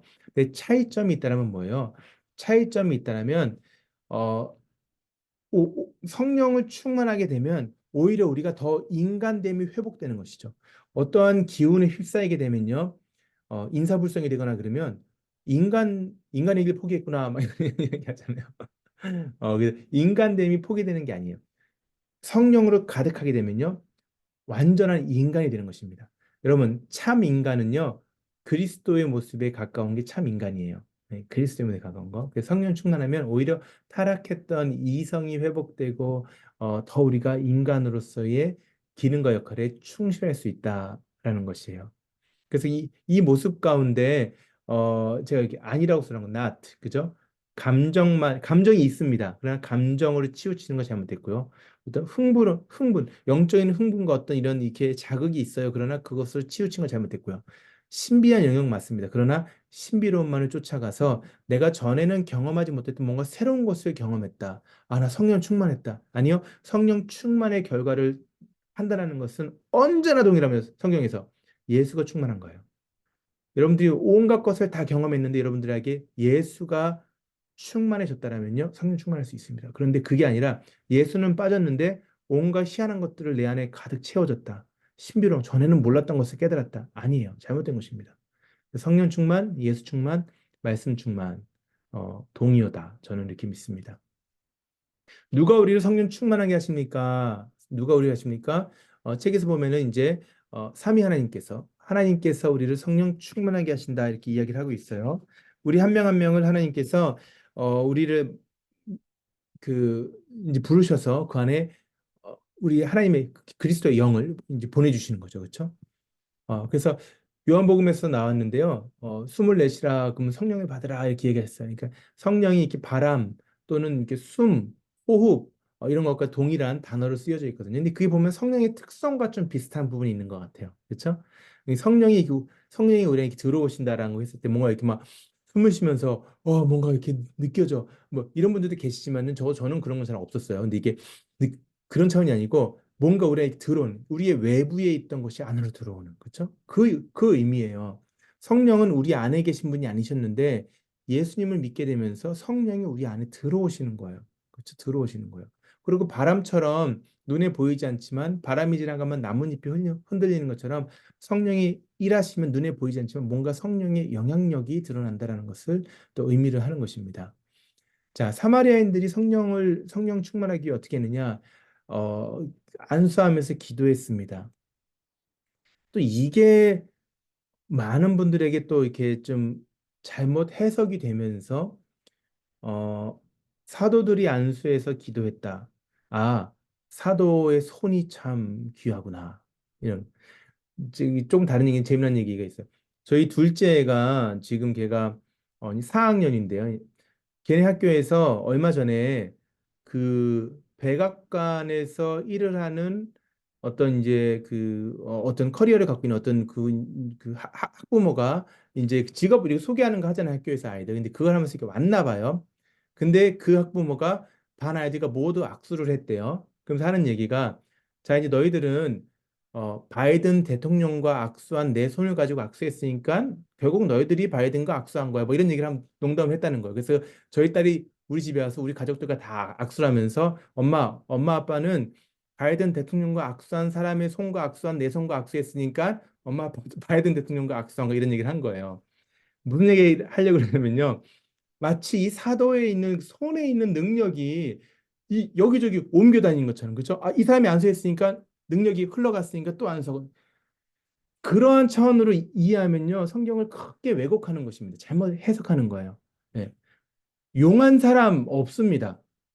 용한 사람 없어요. 모두에게 동일한 성령입니다. 자, 그러면 하나님께서 왜 이 안수라는 것을 통해서 일하고 계신 거, 보게 병든 자에게 손을 얹었을 때 병이 낫기도 하고, 실제로 예수님께서도 사람들에게 손을 얹었을 때 이렇게 하셨잖아요. 이거는 뭐 우리가 이제 그 사람의 능력이 뭐 손을 통해서 이렇게 흘러가고, 그래서 그 사람이 그 사람한테만 가면 그 손에 능력이 있고, 이것을 보이려는 것이 아니고요. 성도가 성도를 세워감에 있어서, 그렇죠? 성도가 성도를 세워감에 있어서, 여러분들 이 어떤 행위적인 부분에 있어서 누군가의 손을 얹고, 그 안에 마음을 얹고, 그 안에 사랑을 얹고, 여러분 이러한 측면을 해석하는 게 훨씬 더 건강한 측면이에요. 우리가 다 함께 은혜로운 손을 들고 또 사랑의 손을 들고 선교사님께서 파송하고 기도합시다. 그럼 손으로 우리가 막 장풍을 쏩니까? 아니죠, 그렇죠? 우리의 마음에 그건 담겨지는 것 아니겠습니까?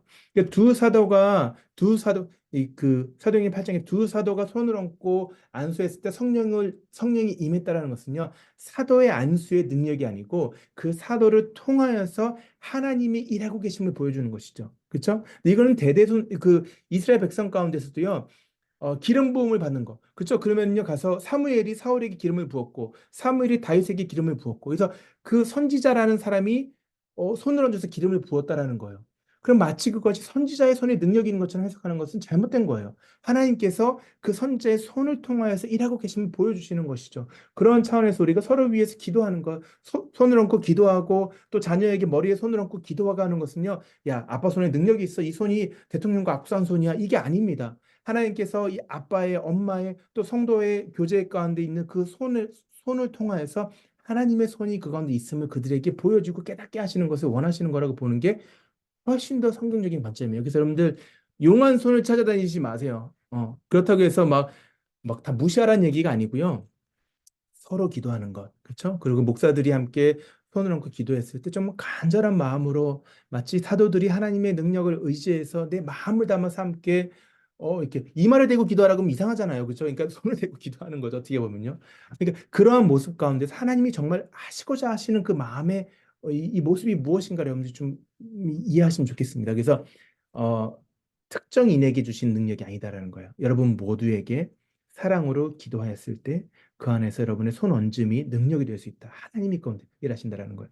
그래서 성령 충만케 하신 분은 하나님이시고요. 그 하나님의 능력이 서로에게 일하시는 힘이 되고 있다는 것을 이야기합니다. 자, 근데 또 베드로는 어떻게 했어요? 베드로는 손 얹지 않았어요. 근데 말할 때 베드로가 사도행전에서 보면요, 말씀을 듣는 사람들, 그렇죠? 듣는 사람들에게 성령이 임하는 것을 볼 수가 있다라는 것이에요. 사람들을 자극하지 않았습니다. 사람들에게 뭐 이렇게 뭐 안 했어요. 그냥 말로써, 그렇죠? 말로써.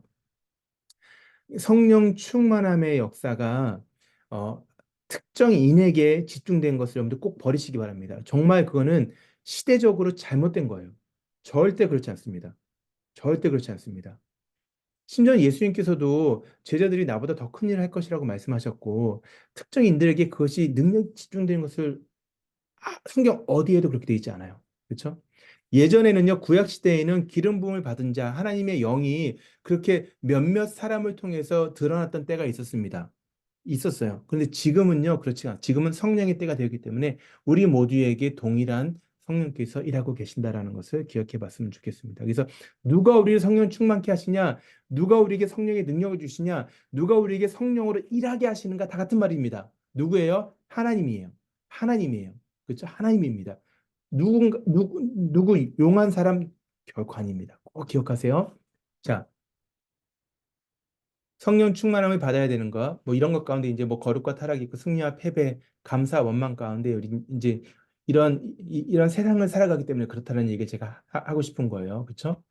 우상 숭배 또 예배하는 거, 염려, 소망 중에서 우리는 한쪽 사이드를 택해야 됩니다. 성령 충만함이 필요한 이유예요. 자, 갈라디아서에서 보면요, 이 앞에 나온 것처럼 이러한 갈등함의 모습을 이야기하잖아요. 육체의 소욕은 성령을 거스리고 성령의 소욕은 육체를 거스리고 이 둘이 서로 대적함으로 너희가 원하는 것을 하지 못하게 한다. 여러분들 우리가 다 원함이 있죠. 하나님 앞에서 선하고 아름답게 살기 원하는 것. 여러분들 그 인디안의 오래된 그런 이야기 같은 거 있잖아요. 할아버지가 손자에게 이야기하잖아요. 너희 마음 안에는 언제나 하얀 늑대와 까만 늑대가 있는데 둘이 싸우고 있어. 누가 이길까? 답이 뭐예요? 먹이를 주는 늑대가 이긴다. 이게 답이거든요. 그 인디안의 어떤 이야기지만 그게 이 갈라디아서 5장 17절 말씀과 너무 맞는 얘기 같아요. 우리 안에 성령도 있고요. 육신의 소욕도 남아 있습니다. 그 가운데서 둘이 끊임없이 다툼이 있죠. 누가 이길까요? 먹이를 주는 쪽. 성령이 충만할 수 있는 자리에 우리 삶을 계속 이끌어 갔을 때 성령이 이기는데 좀 순식간이죠. 순식간입니다. 아침에 멀쩡히 부흥에 막 은혜 충만해서 나왔다가 파킹가서 막 치고받고 싸우는 게 우리 모습이잖아요. 그러니까 그게 너무 순식간에 일어나요. 그래서 우리는 끊임없이 성령이 원하시는 것이 무엇인가? 자, 성령은 바꿔 말합니다. 성령 동의어 예수, 예수 동의어 말씀이에요. 그렇죠? 성령 말씀 예수 다 마찬가지예요. 말씀의 소욕, 또 예수의 소욕 우리 안에 다 있습니다. 그것이 충만할 수 있도록 하는 것이 성령 충만할 수 있는 방법이라고 이야기를 하고 있는 것이에요. 로마서에서 그리스도인들이 이러한 갈등, 여러 가지 육신과 성령이 소욕하는 것 가운데서 어떻게 하는 것이 필요한가? 로마서에서는 성령이 우리 안에 이제 거하고 계심을 이야기하잖아요. 내 안에 계시는 성령 앞에서 우리가 끊임없이 그 성령에 집중할 수 있는 것이 중요합니다. 성령이 우리 안에 계시는 것, 성령이 우리 안에 역사할 수 있도록 내어드리는 것 너무나 중요합니다. 그리고 또 로마서 8장 13절을 보면 이게 이제 그 존 오웬이라는 청교도 목사님이 계셨는데 죄 죽임, 그러니까 mortification of sin이라는 게 있어요. 책 이름이에요. 그러니까 소체자 mortification of sin, 이게 죄 죽임인데요. 죄를 죽인다라는 거예요. 근데 그 책의 핵심 구절이 이 로마서 8장 13절이에요. 성령으로 몸의 행실을 죽이고 성령의 인도하심을 받아야 한다 이거거든요. 그러니까 성령으로 몸의 행실을 죽이는 것. 그렇죠? 그래서 그냥 아무렇게나 사는 것이 아니고요. 성령에 집중하고 성령의 힘으로 까만 늑대를 하얀 늑대로 이겨야 됩니다. 예, 끊임없는 전쟁이 우리 안에 일어나고 있어요. 그래서 우리의 마음이 전쟁터이고요.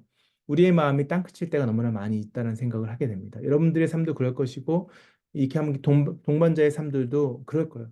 한 주간에 얼마나 치열하게 나왔겠습니까? 여러분들 아마 동반자들과 만나다 보면 여러분 자신들도 그 자리에 나아가기까지 가기 싫다 하기 싫다 제발 동반자에게 무슨 일이 생기면 좋겠다 그래서 그냥 미안한데 오늘 못 오면 좋겠어요라는 얘기를 듣고 나도 모르게 그냥 아유, 다음에 만나요라는 것을 하면 좋겠다 생각하는 분들 계실 수 있고요. 영적으로 아니 동반자 입장에서 오늘 정말 무슨 일이 있어가지고 이것 좀 오늘 안 하면 좋겠다는 느끼는 분들 계실 수도 있고요. 그러면 영적으로 은혜가 있는 자리는 언제나 푸시백이 있습니다. 언제나 다른 공격이 있어요. 어, 베드로서에서 말한 것처럼 사탄 마귀가 어떻게 해요? 우는 사자와 같이, 그쵸? 우는 사자와 같이 삼킬자를 찾고 다니고 있잖아요. 동물 다큐멘터리를 보면 어떻습니까? 동물들이 사냥을 재미로 하지 않죠. 그렇죠? 네. 동물들은 자신이 살기 위해서 사냥을 하잖아요. 그 비유가 정확하다고 생각해요. 사탄은요, 우리가 그냥 어떻게 돼도 상관없다라는 생각으로 그냥 심심해서 이렇게 우리를 공격하지 않아요. 어, 우리를 죽이기 위해서 다가옵니다. 그렇기 때문에 우리가 악한 영의 어떤 이런 그 사탄의 그런 역사를 무시할 수는 없습니다. 실제로 일어나고 있어요. 그러니까 늘 그런 일이 우리 안에 발생. 여러분 예배 한 번 드리는 거 당연한 건 아닙니다. 여러분들 아침에도 새벽 예배 혹시 이거 이제 그 왔다 가신 분들이 계시면 모르겠지만은 뭐 아침에 나오는 거 힘들 수도 있죠. 그냥 오늘 하루 제끼고 싶고 주일 예배도 그렇잖아요. 너무 많습니다. 그런 게. 그래서 우리는 늘 깨어 있어서 근신하는 마음으로 성령께서 하시는 일, 예수께서 하시는 일, 말씀이 하시는 일에 집중하셔야 됩니다. 그래서 제가 저희 제자훈련도 그렇고 늘 권면드리는 게 그거예요. 아침에 만약 큐티를 만약에 하신다라면 그 아침에 큐티하는 게 가장 좋다라고 말씀드리는 이유도 거기 있는데요.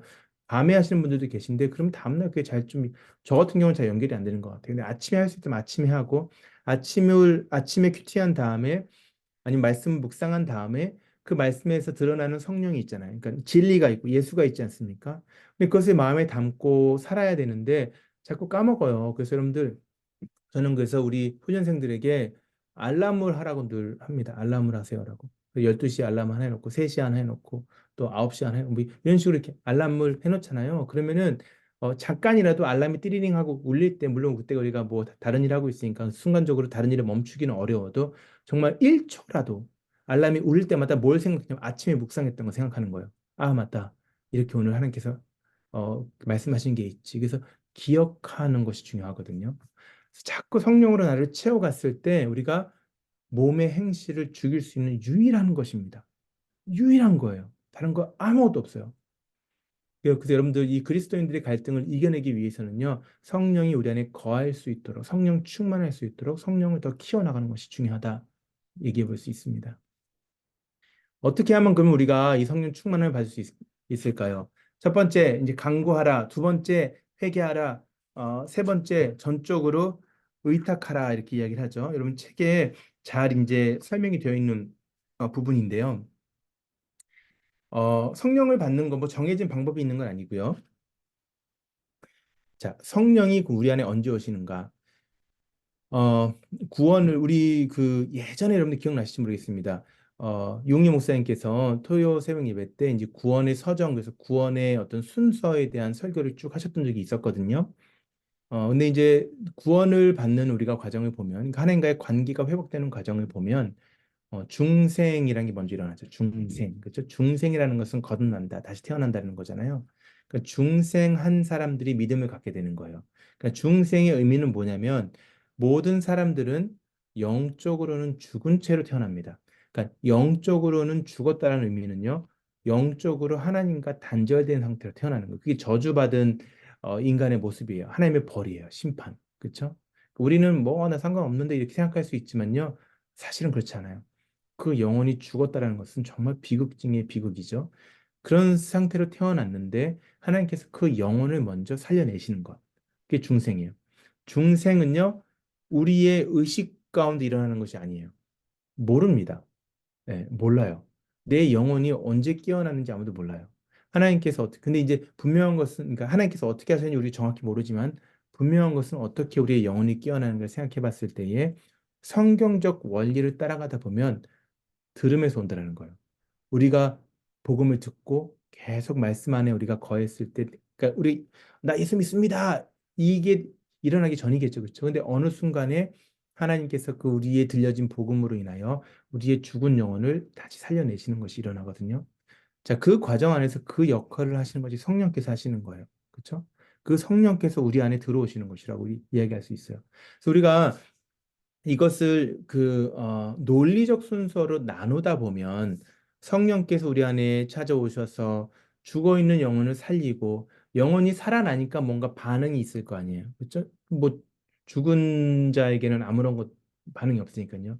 그 살아난 반응이 믿음의 형식으로 우리에게 고백이 되는 것이고 그래서 그 믿음을 가지고 우리가 예수님 앞에 나아가는 이렇게 우리가 논리적 순서로 나눠 놓는데 이거는 그냥 하루아침에 그냥 동시에 다 일어날 수도 있어요. 그렇죠? 동시에 다 그냥 이 순간에.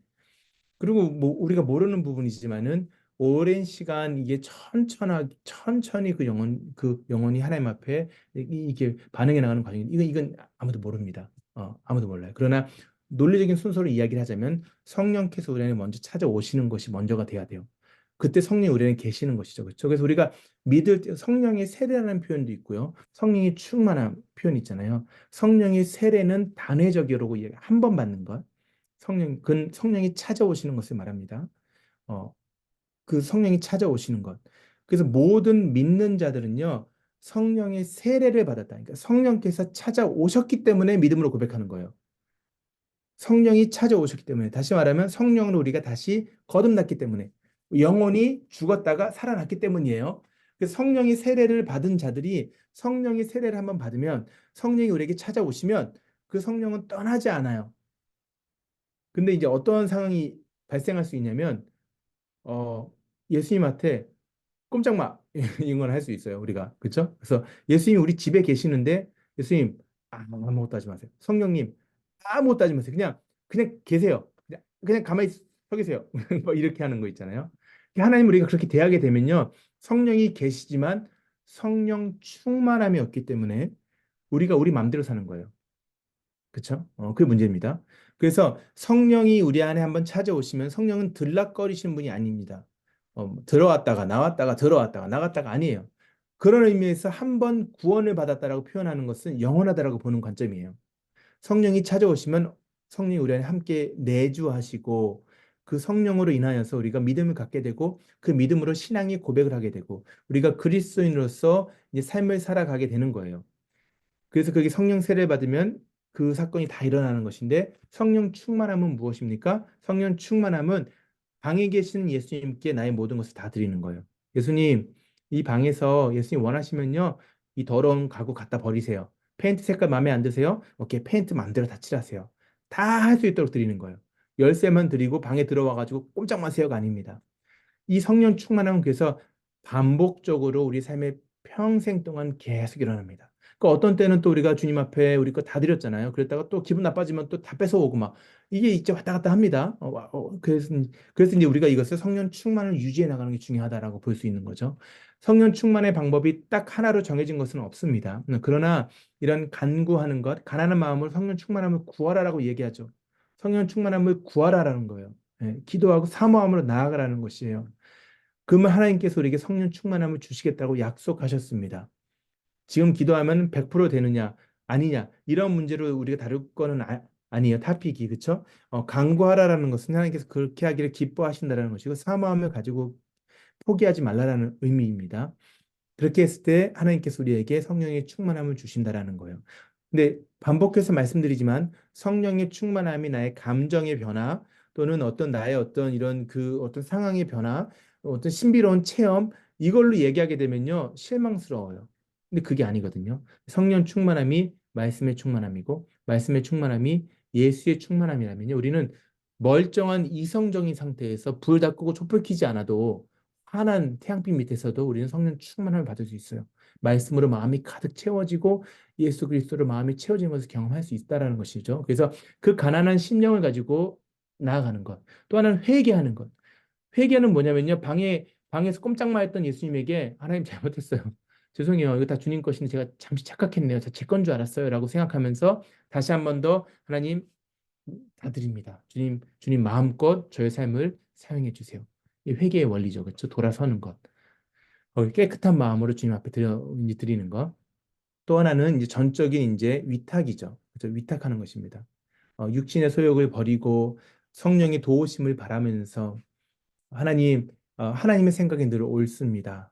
네, 하나님을 내가 신뢰합니다. 하나님은 아까 전에 우리가 그 설교에 들었던 것처럼 하나님은 원망의 대상이 아닌 예배의 대상입니다. 하나님은 나의 찬양받기 합당하신 분이십니다. 하나님을 전적으로 신뢰하며 위탁하며 나아가는 삶이에요. 그래서 그런 삶을 살아갔을 때, 자, 결과가 뭐예요? 결과가 뭐예요? 성품의 변화가 일어나는 거죠. 그리스도의 성품이 우리의 삶을 통해서 드러나기 시작하는 것입니다. 그렇죠? 그리스도의 성품이 드러나는 거예요. 복음을 담대하게 전하는 것이. 왜냐면 복음이 부끄럽지가 않아서 그래요. 복음의 핵심이 되는 예수님이 부끄럽지가 않아요. 너무 좋은 거예요.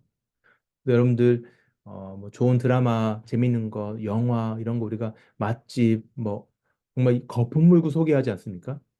거품 물고 제가 지난 주간에 컨퍼런스를 갔다 와서 우리 수업 못 했잖아요. 제가 달라스로 갔다 왔는데 기가 막히더만요. 달라스 맛집들이요. 이제 갔다 와서 정말 만나는 사람마다 먼저 안녕하세요. 저 달라스에서 뭐 먹었거든요. 이렇게 그 정도로 이게 마음을 지배하더라고요. 그 맛있는 음식들이.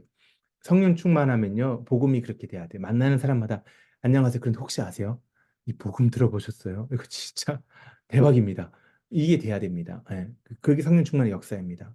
너무 그게 좋은 거예요. 그 성품이 변화되고 복음을 증거하게 되고 그리고 각종 은사가 나타납니다. 은사. 여러분들 또 이 은사가 성령과 연결된 거잖아요. 성령의 은사니까요. 여기 보면 이제 성령의 은사가 다양하게 이제 기록이 되어 있습니다. 성령의 은사가 기록이 되어 있는데 여러분 이 은사도요.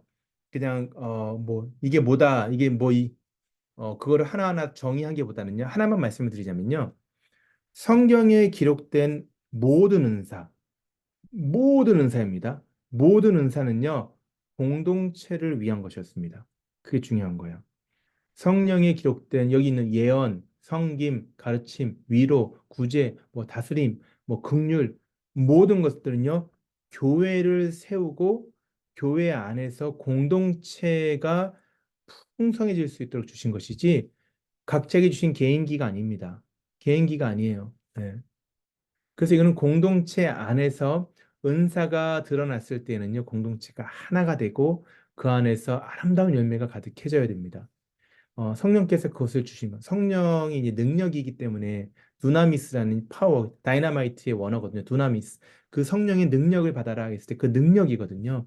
그래서 그 파괴력이 있는데 그 파괴력은요, 사랑의 파괴력이고 그 파괴력은 섬김과 희생과 헌신의 파괴력이 돼야 돼요. 그래서 은사가 충만한데 뭐 병고침이 나고 뭐 그런 기도원들이 많이 있잖아요. 막 그런 기도원들하고 막 그러니까 근데 그게 이제 제가 오해는 안 하셨으면 좋겠는데 제가 그렇게 그런 기도원에서 사역하시는 분들에 대해서 제가 부정적으로 나쁘게 말씀드리고자 하는 건 전혀 없어요. 정말 진심은 그런 거 없어요. 그런 거 없는데 교회의 덕이 되지 않는 것은 위험하다라는 거예요. 교회 덕이 되는 거. 그래서 교회 공동체를 떠나서 그런 은사 또는 치유, 어떤 성령의 역사라고 이야기, 성령 집회 이런 표현들이 많잖아요. 그런 곳을 다니면서 거기서 내가 나의 영적인 체험을 받고 하는 것은요, 교회를 떠나 있고 교회와 상관이 없이 일어나는 일들이 돼버리면 그건 아니에요. 그 속한 교회 안에서 그 공동체가 세워질 수 있도록 주신 것이 은사였고 실제로도 초대교회 가운데 은사가 풍성했던 교회 안에서는 교회가 살아나는 것을 보았고요. 그게 잘못되었을 때는 고린도 교회 기억나시죠? 은사가 많았지만 결국은 사랑이 없는 꽹가리 같은 것이라고 책망을 받지 않았습니까?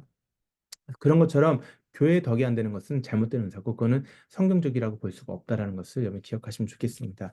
자, 그래서 성령 충만 마무리 그 성령의 충만을 마무리하도록 할게요. 성령 충만하라는 것은 예수 충만, 말씀 충만이었기 때문에 성령이 충만함을 받았을 때에는 예수가 드러나고 말씀이 드러나는 것이 맞다라는 것. 그리고 동시에 성령은 우리가 보이지 않는 영역이기 때문에 신비로운 것이 맞아서 내가 머리로 생각하는 것을 뛰어넘는 무언가가 당연히 있을 수 있습니다. 그러나 그렇게 주어진 어떤 상황과 환경이 또는 은사가 나 개인이 아니고 뒤에서 사람들을 피한 뒷방에서 일어나는 것이 아니라 공동체 전체에게 유익이 돼야 된다는 사실을 성경에서는 가르치고 있다.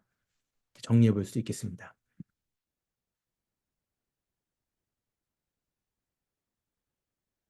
네, 성령 충만한 네, 네, 죄송합니다. 말씀하세요. 네, 마무리. 성령 충만함은 그래서 처음부터 지금 앞으로도 계속해서 반복하여서 성령 충만함을 사모하는 것이 필요하다라고 정리할 수 있습니다. 자,